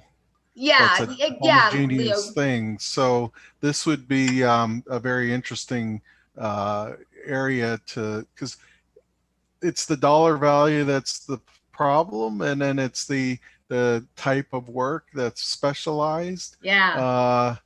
And are we looking to hire a local artist, or if we put, is the next one out of New York, like what's it's kind of a strange area right here. So yeah, we do need to make sure we do it right. But I am agreeing with you, Candace. It's going to be, let's get our ducks in a row here. That's so right. Let's talk about it. Jules, give us 1 second. I think Andrew was up first, and then we'll go to you, Jules. Yeah, I just wanted to add the bylaw does allow for single and sole sourcing and direct negotiation.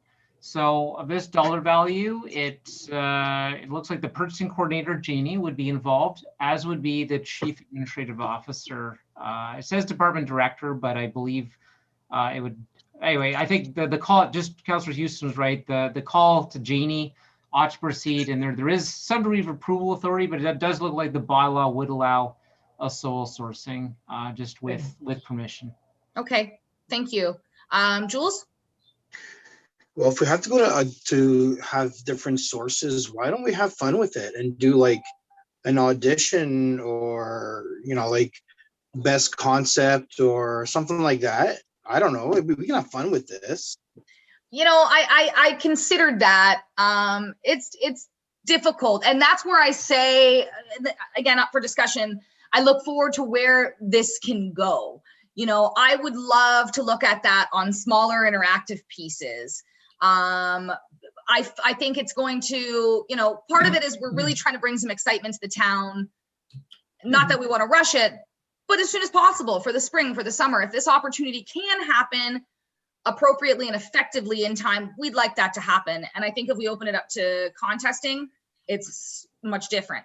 That also said, we do that we just finished it with Gallery Without Walls, right? With the banner program, very similarly for the banners. I'm not against doing that, but you do it and you got to pick one. And at the same time, not to say that somebody's submitted artwork might not be fantastic, but the kind of mural that we kind of have in mind based on some of what you're seeing out there, they're not submitting their artwork. They're looking to be compensated for the artwork, and they're, so just my thoughts on that. Like, remember how there was a tent to show everybody what the plans were for the CIP? It was in front of the Frank's before. What if we did like something like that, where the artists have their, so we have our chosen mural, say, and then we look at how the artist would portray that or paint that, and then have people vote on it. So it's not just us, it's the citizens of Tecumseh. And then from there, I think we can have a lot of fun with this. I don't disagree with you. I just don't think it's right for this particular project for a few reasons. Now that we get into that a little bit more, we can't hold something like that during COVID. And what we're trying to do is do some things that can happen during COVID, because it's been over a year. So that kind of execution will be very difficult. That kind of execution will also need to be planned for, because it's going to have an investment off the hop. In order to get, artists in and have something like this set up, there's an investment long before just commissioning the work, right? So I don't disagree with the concept. I think it's great. And these are the kind of things I'd love to be doing. I would love more interactive. And like I started this by saying, little pieces. If you guys find yourself out in LaSalle at Kona, I went to the drive-through yesterday, and off the back of their parking lot are these really cool wings that people would stand in front of and take a picture. And I thought, how cool would that be with Tecumseh Proud right over the head, that people would take pictures and so different things like that. It doesn't have to be that piece of artwork. I like where you're going with this, Jules. The more we saw how even the Gallery Without Walls could work in and get so much excitement through social media. I love the idea. I just think it's a different project than what we're seeking out from the board here today. Our Facebook page is quite active now because of the work you've done.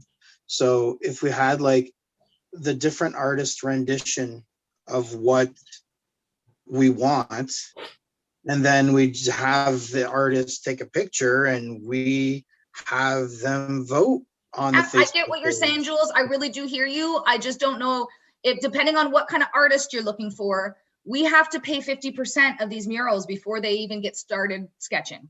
Artists of this nature don't work for free. So again, Okay. where you're saying, I think that's a great idea. I just think it's not this concept. And again, I'm open to anybody else kind of speaking up on that. Do we have a mission, or that's not the right word? Do we have an idea of what kind of artwork we want to put on these murals? Has it got a theme? Yes, it does. Sorry, I want to speak to that. It's just going to be a little more because I want some feedback from the board as well. So I'm just going to hop back to Linda and then come back to that. We saw, we've all seen the work that Dirks does. And maybe we should look at the one on the Blackburn building. And who did the one in LaSalle for the wings? Do we know? I'm not sure. I'm not sure. Maybe just have a look. It's But I mean, tagged, I can find idea. out. Yeah. who did that? Sorry. It's tagged on it. Like every artist will sign it and they'll Yeah. put their @ signs for social media. So I can Okay. that way. See who it is, and let's take a look at that as well. So Leo, can I answer your question?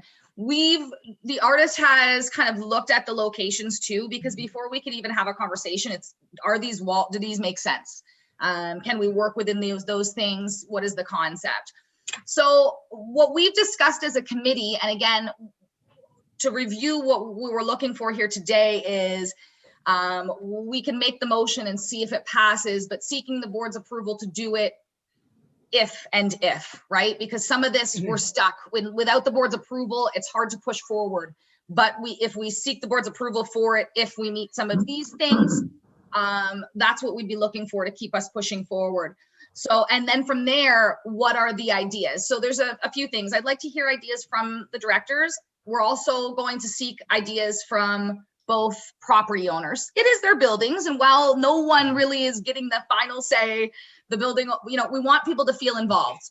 The goal that we've discussed is for the old billiards plus wall to have a much more Dirks vibe. The artwork that he's done is true to life. It's real. There's emotion in some of that. You can feel it. That's as far as kind of we know, and we want to kind of take pieces that say Tecumseh. We don't want to necessarily step all over anything that's 100-year, because we know that there's a 100-year mural being discussed with that committee, and we look forward to providing our support in something like that as well. But we were thinking, we want to stay away from just the plain traditionals. But as you may or may not know, a few years ago we came up with the strategic plan that Tecumseh is life in motion, whether it's you're working, you're living, you're active, we've got trails. So we wanted to kind of give, because Dirks, I think, has an ability to say, this is what you're looking for, here's that emotional feel. Should we choose to move forward, he can start some mock-ups and give us some direction that we can work with. But we wanted your feedback as well, because it's difficult. And some of the traditional things when we think of Tecumseh is, the chief, the corn. And while I'm not against those traditional things, because I think if you guys see what he did on Erie with the colors that go over the two people, I think he'll be able to bring that approach to what we're looking for. So things kind of feel watermarked, or not like it's just a big corn of cob. But I'm looking for, some more feedback on what we could do with that wall and that more artistic approach. Then the other thing we talked about for Amelo's Pizza was maybe something that's a little more interactive, because the way the mural would be laid out much larger on that big building, and there's also landscaping from the parquet right next to it. We don't want to push people. There's a window against that wall. Not that you want to do that in Amelo's when he's open, but he's not open 24/7, and we figured that might be one. We've got a few pictures, so there's some suggestions we were going to send to the board as well. There's one of these beautiful butterflies going up, but there's pictures of people interacting with it, looking like they're blowing a kiss, and it's got that, But again, what we wanted to do, I don't know if you've seen kind of the Tecumseh Proud concept we've come up with, but we really want to run with that. And so we want to also show him that Tecumseh Proud concept. And while I don't want to see, some stickered logo, I also don't want the BIA logo on this. This isn't about recognition in that sense. This is just about creating a unique reason to come to Tecumseh and take pictures with stuff and, you know, feel interactive. I don't know if my ramblings make sense, Leo, and if this gives you guys kind of an understanding of what we were thinking. And again, we could talk all day about ideas. I don't want to say that we can't. I'm open to your suggestions now and afterwards. We've got time to figure these things out. That was one of the other recommendations I was going to make, that the board can have final approval of the mural. We do have to be mindful that with this many opinions, it's difficult for everybody to always get everything they want, but we can, you know, make sure it comes back here. That doesn't have to just be a committee decision, so that we are looking at perhaps a few mock-ups, but the mock-ups don't happen without 50% down. And that's for Dirks. We could perhaps look into other opportunities and find somebody doesn't want as much, you know, but. And it's just to touch on that too. I've reached out to a few different artists that don't necessarily do murals, but they do art on the side commission. And the majority of them say, just as an artist in general, a lot of people will not do any mock-ups for us without a deposit. Sent down. Just like if you go to get a tattoo, it's the same thing. They're not going to go and spend all that time and do all that work for. So that's right. Have to come up with ideas to present to them. And even to touch on what Jules said too, we could possibly, you know, have a poll on our Facebook if we decide to do something collage. People, what comes to mind when you think of Tecumseh? Make it interactive that way. But again, too many cooks in the kitchen. It gets very difficult, but we want to hear those ideas so that as a committee, we can say, okay, these are the ideas from the board. Let's move forward with these. And hey, I'm not against that idea. And you brought something up there, Denise. You know, maybe we go back to Dirks and say, would you do us a favor? You know, give us 3 quick mock-ups, because that's all he's going to do. We can't really paint it out. It's going to be image, something we can see. Maybe that goes on Facebook for voting. Maybe we interact, get the community involved with what that mural is going to look like, what that interactive piece might look like. So we can have some fun with that as well. Yeah. I think as long as we have some boundaries around what we're looking for, that would then say, here's the theme, or something like looking at some of the murals they're relating to, you know, doctors and nurses and things like that. So what is our agenda, so to speak? And one of the things with that in mind, and being the town of Tecumseh and the opportunity to perhaps go back to the heritage of our Native Americans, we might want to, that if we go that way, we might want to bring some Native Americans in on the discussion if we were going to go towards that, to include them, because I think it would be a mistake not to, and it would be a great opportunity, I think, for us to say, media wise and whatnot, hey, we've with so much around inclusion today and all lives matter and so on, and the amount of systemic racism, I think it would be, you know, maybe an opportunity for us to say, we're the town of Tecumseh, and here, you know, how can we respect that? Might be something to consider, or we just go away from that completely and not have something related to. That's a good point, Leo. That's an excellent point. Yeah, I like it, and I don't disagree with you. And this is where also, and because you know, Jules, Leo, these other conversations, I don't want to think they're dismissed. They may be perfect for right now, but this is where I start saying, and maybe why you couldn't understand at the beginning, I started this with, man, I feel like there's so many things we could be doing. You think about what you just brought up, Leo, you know, that could be something that we end up doing for, it could very well be right now, again, not dismissing it, but for next seat where we really we get press releases and we get people involved who can give us that input. Perhaps, you know, we want to be inclusive in that. You know, Jules, you talk about having these other opportunities where people, this is why I think this could be so unique and exciting. And because we have, our BIA is such a large makeup, it's untraditional of most. And quite frankly, we've struggled with that. and the CIP is not close. We're not going to become Erie and Ottawa and those anytime soon. I love the concept of driving people to different little areas because what a cool photo opportunity. More and more, especially through COVID, you're seeing people get their pictures taken in front of cool things, not just because they took it with their cell phone, but because they hired a photographer to do it.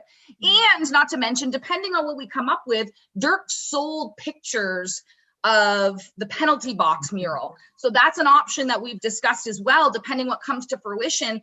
Is there an opportunity, much like we did our wine glasses and things of that nature, to sell these and then use those funds to continue to benefit the town of Tecumseh?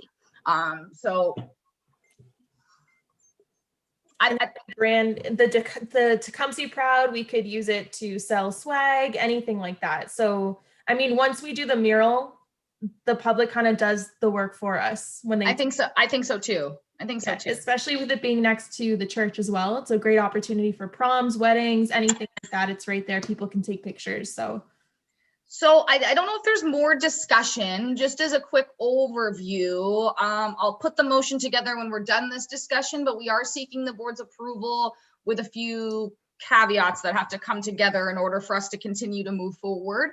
And the other thing is, while we're in discussion's sake, does anybody first off have a legal eye or have somebody that would be able to make some recommendations? We have an agreement that we want somebody to take a look at.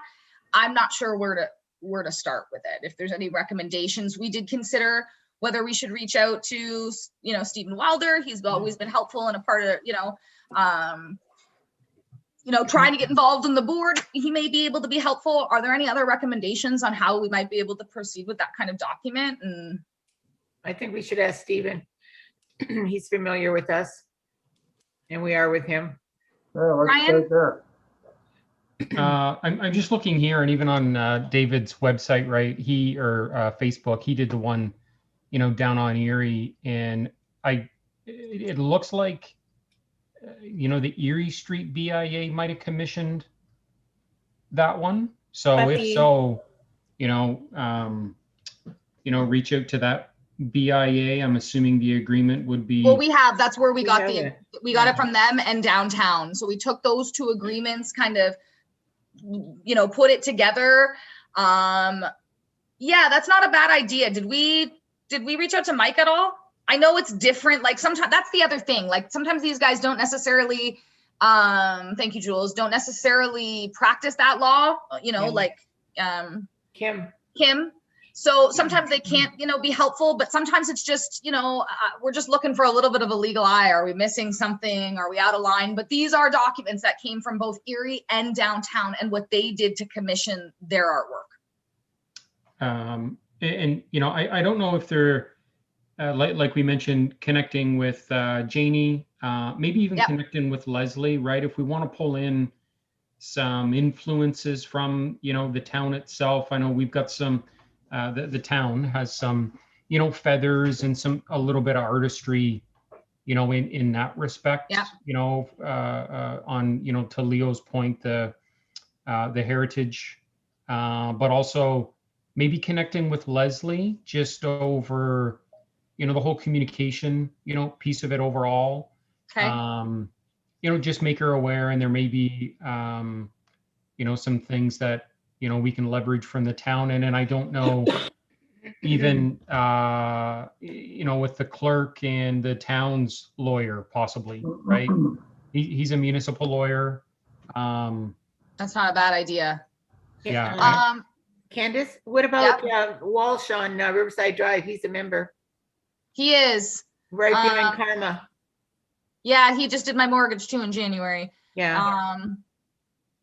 Okay, there's a few things there. I do like the idea of seeing if we can, because if that's something that the town would help us review, I just don't want to end up, I also don't want to ask for many favors from any members. I don't know what we get ourselves into with legal fees, but perhaps we can, Denise, let's start with the town. Follow up, shoot me an email so I don't forget, please. Just send me an email. I'll send an email to administration, see if they might be able to help us with that. Okay. We'll start there.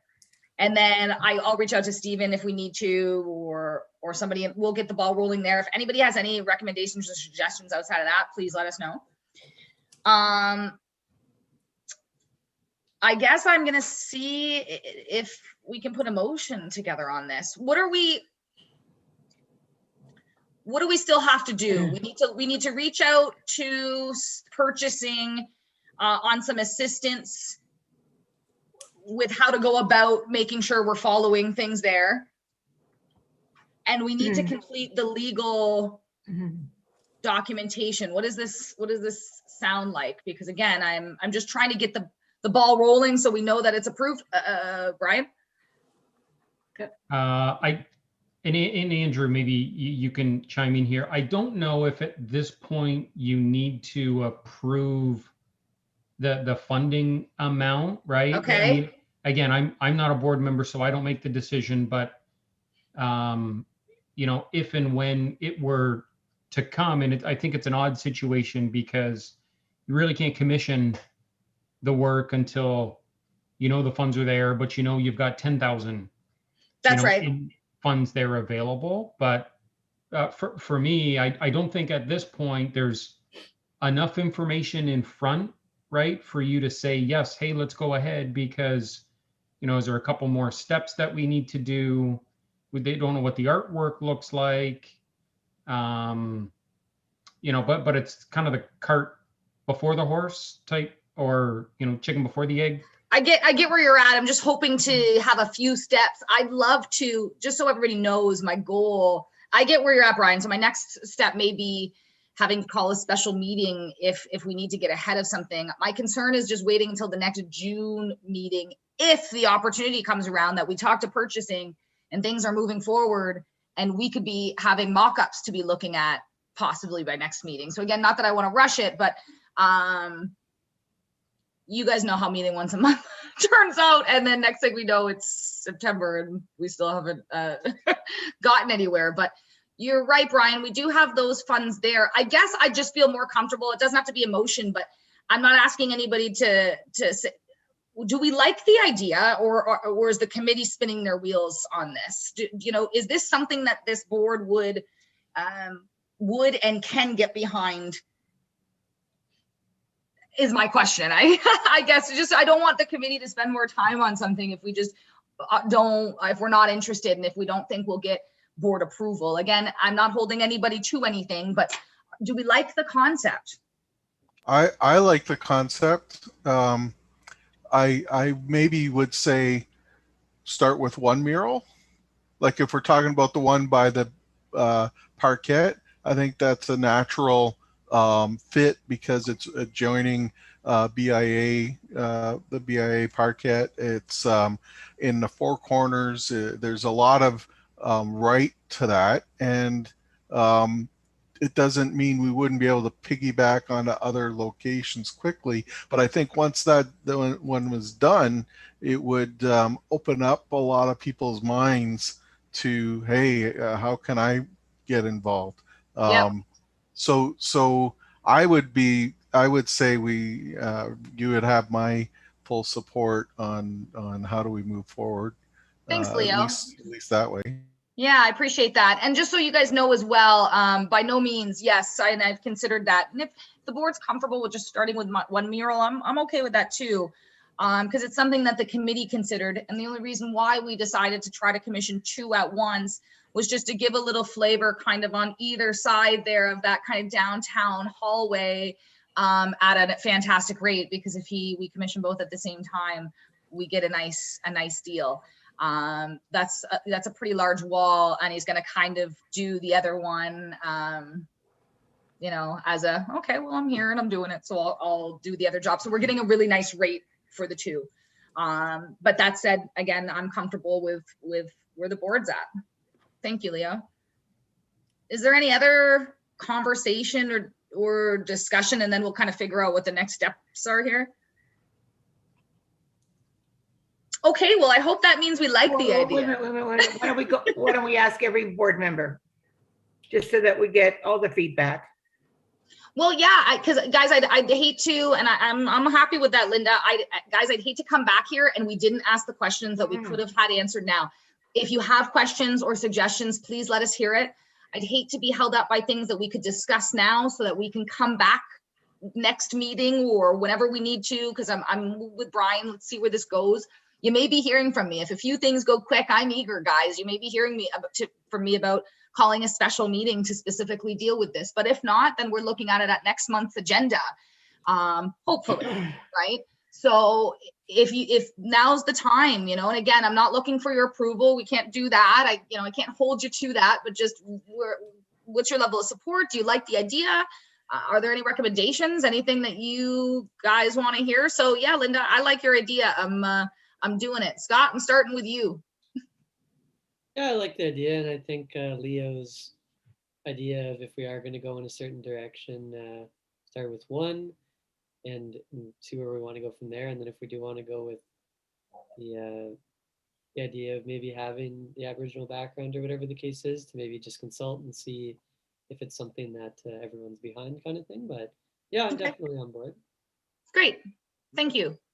Paul and Linda, I know where you I know where you guys are. I've been meeting with you.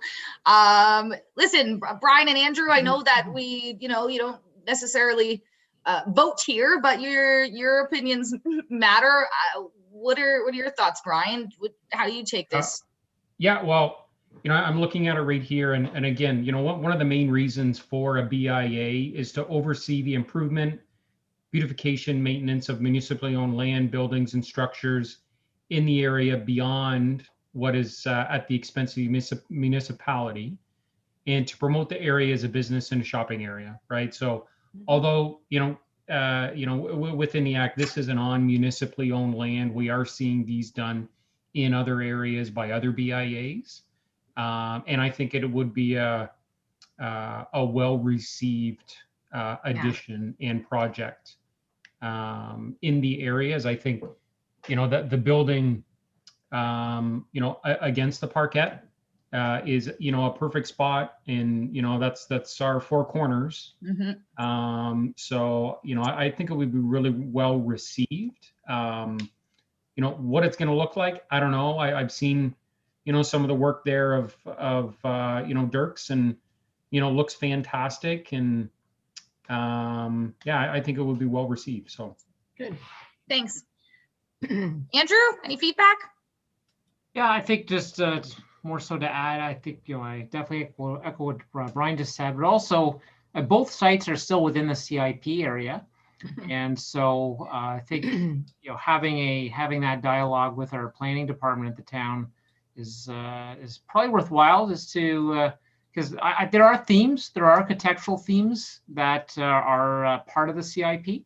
As mentioned before, the town has erected the feathers throughout the community, and that is the chosen reflection of our heritage with Chief Tecumseh.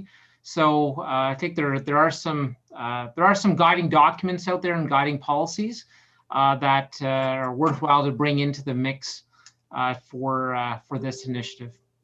Thank you for that, because my mind started racing when you mentioned feathers. I think that there can be some good incorporation there, and things that say kind of Tecumseh. Thank you, Andrew. I appreciate that feedback, and we'll do that as well. Jim. Paul? Sorry, Paul's raising. I'm coming down to you guys. Okay, thank you, Madam Chair. This is addressed more to council than it is anything as far as, and maybe I'm stepping out of line, but is there any support money available through the CIP for a project like this? We're not really asking. No.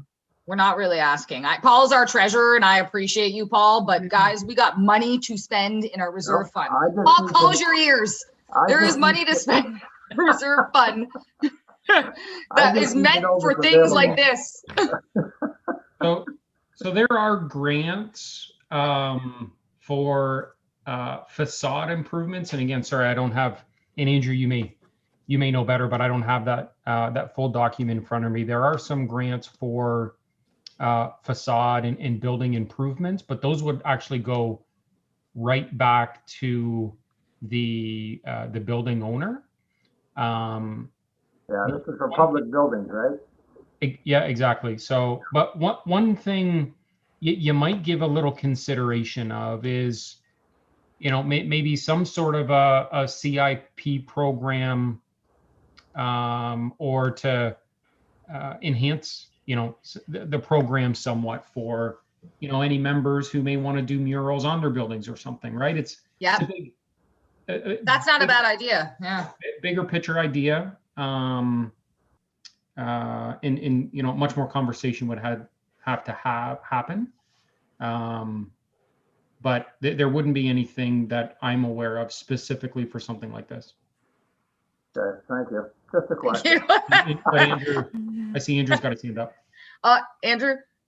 Thank you. And yeah, coincidentally enough, yes, there is a public art and mural fund under the CIP, but to what Brian mentioned, I think it'll be funded only up to a certain amount. I mean, those allocations are up to council, so it may be worthwhile to forego to allow the other businesses to access those funds, so that there's more in the pot versus that fixed amount. We know Paul likes to keep his. Thank you. Yeah. Madam Chair, may I just suggest one thing? Never say we have lots of money. Yeah. Never say that. I've been trying to come up with a plan for years. You're right. Sorry, there's not lots, guys. There's a nice little amount earmarked in our reserve to do something with. My apologies. Jim, your thoughts on the mural?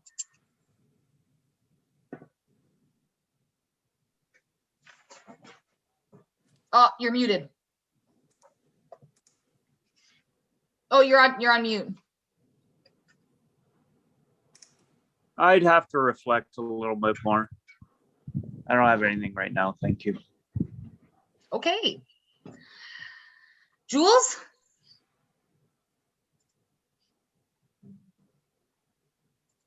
I think everything that's been said and done so far is fantastic. I think the idea is great. I like Leo's idea. If we go a different theme that way, then we should bring in the pros on the subject. Me, I'm French Canadian, so we know nothing about that. So count me out. I think it's all good. I mean, I know when Denise brought it up to me a few months ago about something about pictures, I said I have pictures of Old Tecumseh all over my office, and I love that stuff. So whatever you guys go and decide, I think it's fantastic. Thank you. Well, we'll of course keep the board posted. We've got to come back for the appropriate motions anyhow. We'll keep you guys posted as where that is. I appreciate, all the discussion around it.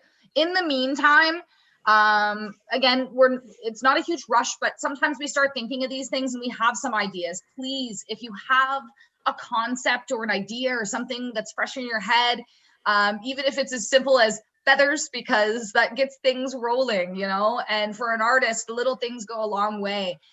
Think back to what you know. I'm not a resident of Tecumseh. I never have been. It's just been close to my heart because I've been associated with this for so long. And businesses out there, for those of you who've grown up and been in Tecumseh, what does it mean to you? And what do you think of? Share some of that with us. It's helpful. Jules? One of the ideas I had told Denise was a lot of the old pictures you can find online of the Tecumseh's main drag there was, how it used to look at that corner there with the A-Bear building, with the white gas station on the corner, everything like that. I thought it would be cool to have, like, if you're sitting at the light and you're looking down that way and then you look there and, hey, there's a mural of what that used to look like. That'd be pretty cool, right? It's not a bad idea. And I will follow up with an email that might get you guys stewing. But I've seen similar to that, or, it looks like there's an old train coming through to give it this old vibe of what that town used to be. I love that as well. My only thing is too, and I don't know where the plans are, Paul, I just don't want to end up in any way, in that case, going back in time, stepping on the 100th year. But quite frankly, I'm with you, Jules. I think that's a unique thing. Again, we're trying to think of something that isn't just a mural, but it speaks to the town and would be interactive and just super cool. And I think when we've got an artist as talented as Dirks that we're looking at, I think he can bring so much life and depth to some of this stuff. I'm super excited. So We were even speaking to just to touch on that, Candace, sorry, before we move Yeah. on, just like the word Tecumseh, within the letters, we can collage different things that are Tecumseh. So even all of your ideas that are coming, like the feather, corn, old Yep. Tecumseh, that can all kind of be in a letter, maybe. You guys will see what I mean. I have was it Knoxville? Anyways, I've got Knoxville, lots of places do it. And so you'll see what I mean. And I actually considered that more so for something like AMLO's, a smaller one, only because while that's, who knows? I just envisioned something more artistic on that one wall. But this is why we're all here to offer our feedback and see what we can do. So I appreciate all the time we took discussing this, guys. You can imagine the meetings we've been in trying to get this information together, but we'll go from there. We'll follow up with purchasing. We'll follow up with the town on their lawyer. We'll have some updates for you guys. It'll definitely be on next meeting's agenda. So be prepared, if not sooner. If there's an opportunity or we talk to Dirks and we can have some information we can provide and are looking for a motion sooner than later, I'll be touching base. Paul? This is a point of interest with the 100th anniversary for the town. The actual celebrations are going to start next year because of the COVID restrictions. But more importantly, when you reach out to the town, whether it's yourself, Candace, or Denise, Leslie Reeves is basically the liaison for that task force. So when you talk about trying to maybe coordinate some early days of Tecumseh versus current, whatever theme we go with to try to cover that 100 years from 1921 to current, Leslie Reeves is going to be a very, very good contact. Thank you. Just an FYI. Appreciate that. Thanks. Okay, guys, that was a long report. My apologies. I'm moving on to events. Not much there. There's a lot of virtual stuff happening in terms of, online events. Denise continues to do a good job. We're not really planning much in the way of events, obviously, but looking to those opportunities to do some digital stuff. We're always open to suggestions. Again, there's a committee, so send it our way. Please be mindful too. It's not that I don't want anyone to message the whole board for anything, but this is why we have committees. If there's something specific that should go to a committee, please direct it to that specific committee or Denise, who can then accommodate getting it to the committee rather than the whole board. It can get a lot for a lot of us when there's so many emails about everything. And quite frankly, we're not seeing the response from you guys anyway. So I would much rather give you less when it only pertains to your committee and go from there. And hopefully this will encourage a little more interaction. And the last one is the governance committee, guys. So there's not a lot here, but there is going to be. Sorry. I will be following up again with the separate committees to discuss a little direction for you guys.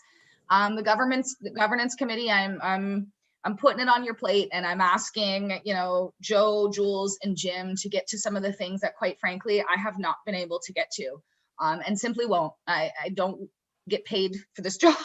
None of us do. And there's a lot on my plate and it's not going to happen. I'm not going to get there.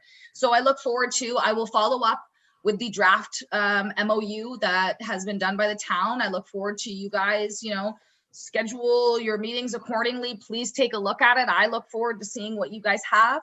Remember, just like any committee, what you guys have should come back for discussion to the board, approval from the board, review from the board, and committee reports must be submitted. If you have no report, then there is no report at this time, and Denise needs to be notified of that the Monday prior. I will follow up via email.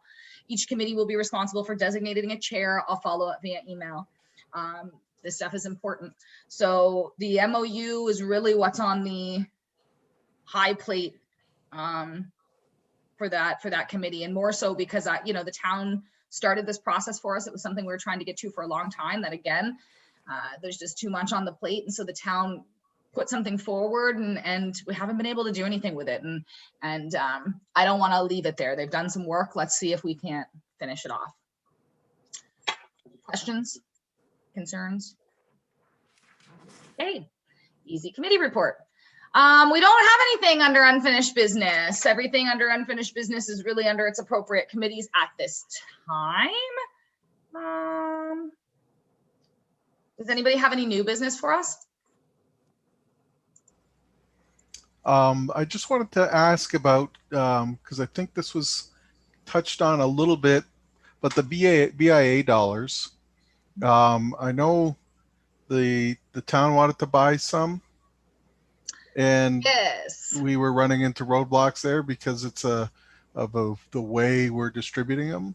And I kind of have a bit of a, how do you say, an issue, not an issue, but just, I don't know that it's the fairest way of distributing these, because I think some few people maybe are taking advantage of it. So maybe we need to look at how we distribute them. If we can have any discussion about Leo, that. Do you mean like our terms of the purchase? Like that you got to be there that day? Yes. Yeah. And so then it means somebody is walking in, they're buying their grocery money for the month and getting, and it is what it is, but the spirit of it is kind of getting knocked down a bit. Maybe we need to figure out a way, because I think it's an amazing idea. Yeah. But it's also, do we even market it enough, for example? And so because we sell out, why should we market it? Well, we're selling out because we market. People well, some people are getting the idea that, I save up all my money. It's like using your credit card and paying it off at the end of the month. It's a great way to buy your groceries. And if we look at who's remitting the money, it's 2 or 3 vendors, right, that are remitting a great deal of it. So like if you don't, and Shoppers and so on. Yeah, so I'll just jump in just for a few clarification things and for some stuff moving forward. So for some of the new directors, last year we made these terms and conditions because it was too willy-nilly and people were taking advantage of it on a buying side and a member side. And I don't blame either one of them. This is why you got to have terms and conditions. If you've got a member who tells every one of their customers to go buy these first because they're going to get more business from their competitors, hey, good for them. But we had to put some terms in place. And thus we went back and forth for quite some time to create the terms we have, which limit how frequently you can purchase, which limits how much you can purchase in one time and how you can purchase. And so, those things and as a board. And so again, we're always open to bringing this back to the table. And I tell this to the membership committee as well. We wanted to give it the year and see what this looked like. See if the, even the 12.5 or whatever we put in place for each month, was that what we should do? Should we have some not here, some there? So this is kind of a trial, but it's working. Now, one of the things we wanted to speak to a few meetings ago, it might've been last meeting and I just didn't get to it, but I wanted to speak to you about whether we should change some of the terms. At this point, I don't think we should. This is just my personal opinion. I don't want to make the amount any less than what it is. There's, quite frankly, we see new people buying them. And yes, there are people that get to it and they're there first thing in the morning and they've waited in line. It's like Black Friday shopping. It's like Best Buy specials, and even then people say, oh, you're sold out, you allow more. If Best Buy has 2 TVs and it's at $300, you better get there first. And I don't mean to create that, but that's how retail and some of the sale of these things are. Now, we're always open to how terms and conditions can go. We did speak to, Denise is going to, and let's all be mindful of that. But when they go back for sale, we want to remind people to be kind to each other, be kind to our volunteers, because again, it feels like Black Friday shopping in there. And this is what people do. There's not much we can do to control how ignorant and terrible humans can be sometimes. It really is just too bad. And quite frankly, I've asked Denise, that next time they go on sale, and this will come to the membership committee eventually as well, but I want to know. And then we'll see next meeting if we need to, but I want to know who's disrespectful. Denise knows who they are. Yeah. And quite frankly, I was going to bring it back to the board that we may refuse, and I don't know what else to say other than if somebody every single month is, if you're in line and getting your dollars, hey, you came and you showed up. I appreciate your support. You know, how do we say to them, you can't come get them anymore? Now, maybe we could limit it even more what the sale is. It's all for consideration. But if you're somebody that every time is rude and, you know, whatever, if you can't play by the rules, then you can't buy the dollars, you know, and it's been a difficult place to be, but I've said it to Denise, I want to know if someone's rude, out of hand, treating other patrons in line, I'd like to know who that person is, because I'll pay them a call myself. It's almost like a business owner calling somebody who is rude to employees in a store. And I just hope that we can learn to be kinder, but I'm open to, you know, any suggestion that you guys have on how we should or shouldn't change the terms. I just don't want to flip flop too much on them. We're only 5 months into having these terms. We've only been able to sell them for just a few months. I don't want it to feel like we're all loosey-goosey and we're accommodating people when they're complaining because they didn't come try to buy them.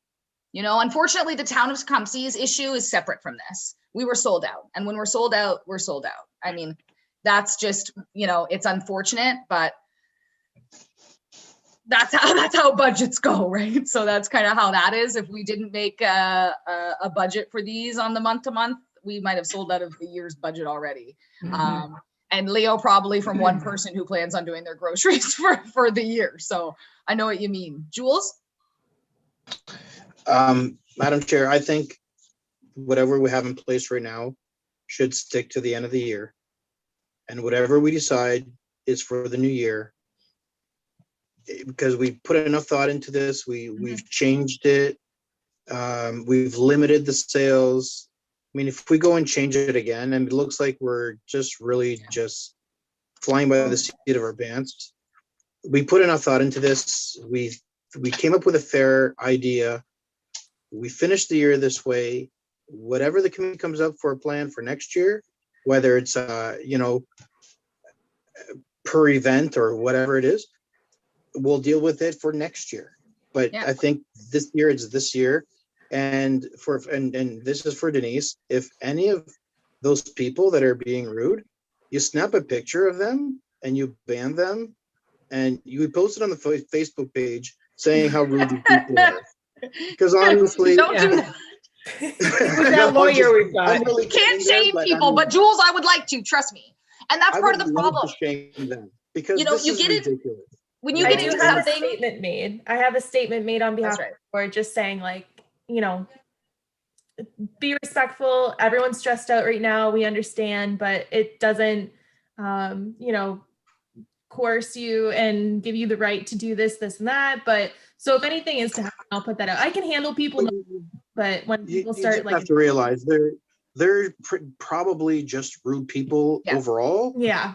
So there's not much you can say to them. You can't even beg them to be nice, because it's just not in their nature if they're going to be rude like that to you. Okay. Yeah. But if we have to start hiring the police to manage this line, there's a problem, right? Well, this is it. They're a sought after thing, and when anything is sought after, people get a little ruthless. It's and for the most part, people are kind. You know, for the most part, people are kind. Share. You know, if you didn't need them this month, and how do you say that to somebody? But that's exactly what it is. We've done this and come up with even the limits we have so that we can share the wealth, so more people get to save in the opportunity. We've lowered the limits once. If we have to do it again to spread the wealth a little bit more, I mean, so be it. But let's look at that next year. And I agree with you. Again, it would be board decision, but I think if we do change the terms, I would also, so food for thought, Denise, if and when terms change, I'd like it to also come with a statement from the board. I don't just want it to seem like, hey, we changed, but this is why. This is why, and it can go on the website with, you know, something like that, that this is why we've done what we've done. Brian?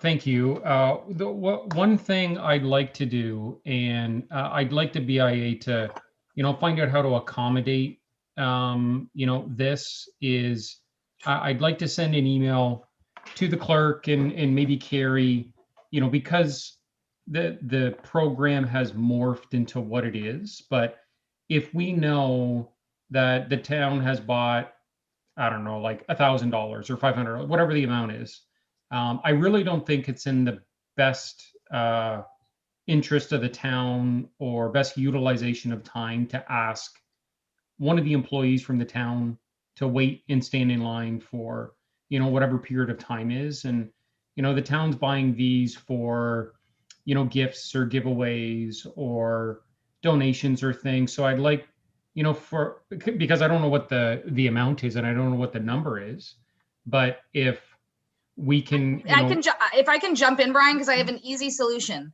Yep. If I'm not mistaken, the town has a budget and they know when they're looking to buy things for the most part, correct? Right.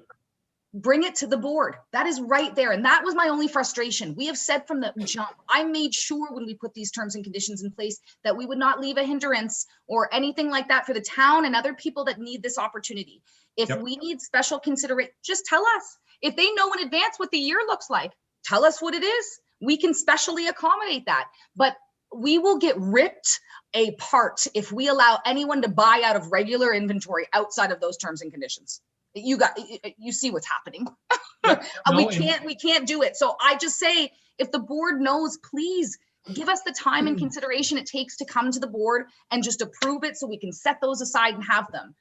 That's all it takes. And I'm sorry things worked out last meeting the way I am. I really am. But on the record, because I sent an email, I'm extremely disappointed in the fact that they didn't even acknowledge and come pick up what we donated for them. We tried to make this happen. And instead I felt bullied into being pressured to make a decision that we couldn't make. We were being leaned on to make a decision that was out of my ability to make. And then not too long later, we get told about how we are liable for the decisions we make. It felt very uncomfortable. And if the town just lets us know, we will accommodate them. I've never not. And so just for that record, I felt really pressured by that and very uncomfortable by the whole situation. And I just don't want to run into that again. Well, and my whole point for raising this is the program has changed. And in the past, the town didn't have to wait in line, the dollars weren't an issue. So, my only point is, and I'll recommend that we get ahead of it.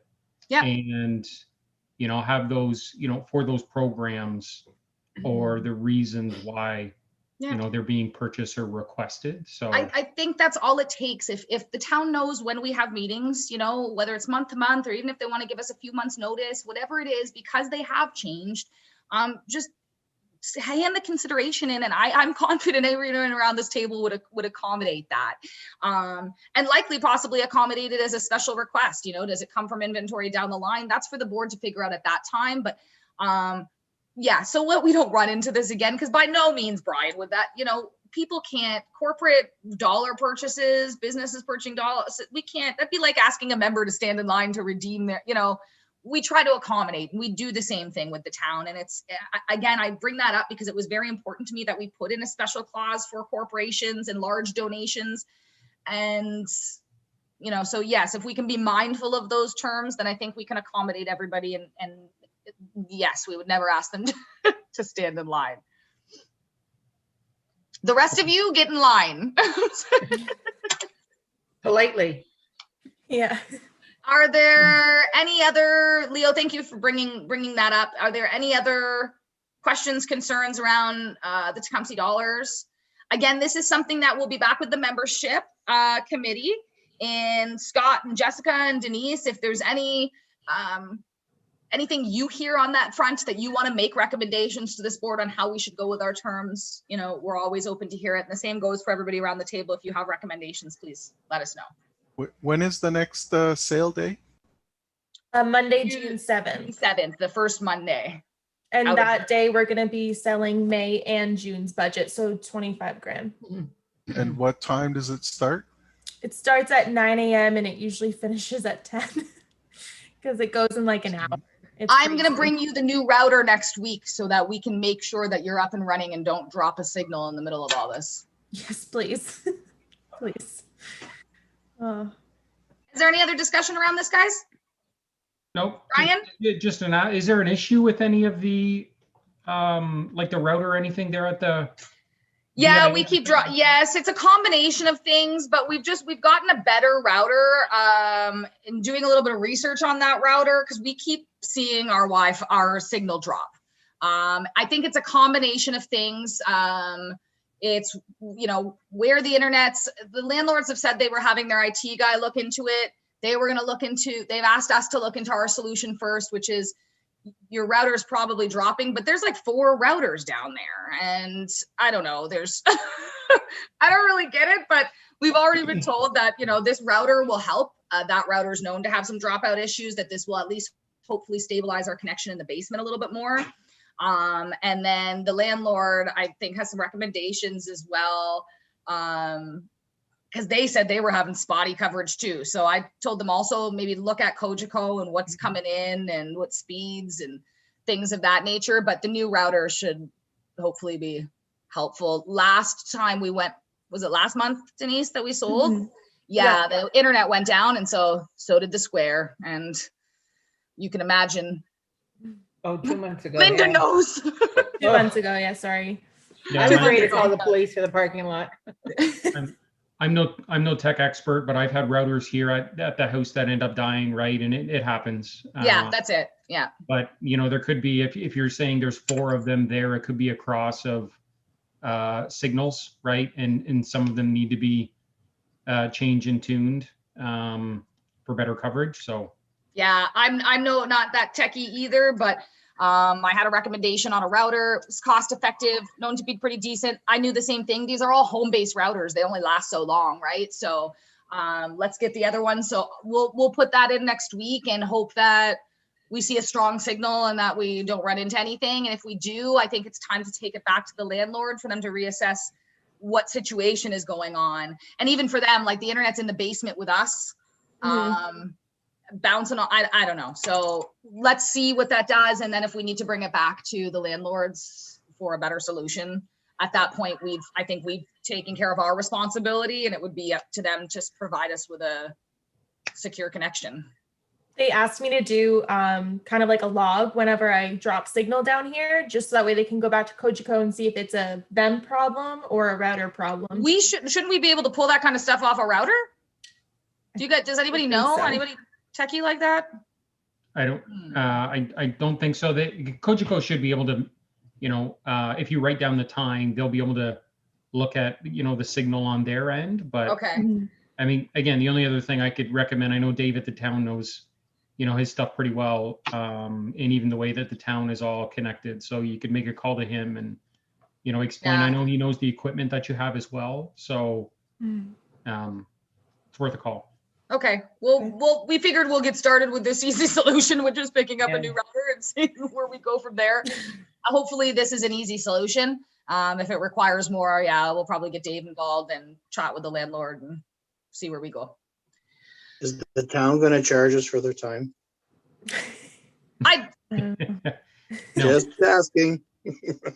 Well, I know when we first moved into that building, getting Dave there was easier doing root canal in my basement. Well, I know they're busy, but we've also had some trouble. Yeah. Andrew, thank you for being so quick on this domain stuff, because it's been months with zero response and things happening. I know Dave's busy, but that's why I'm hoping we can just put the new router in and it's a magic solution for us. Okay, guys, I don't know if we have anything else to add, or if we are, am I missing anything? I just closed out my agenda on accident. I think we're just for the next meeting.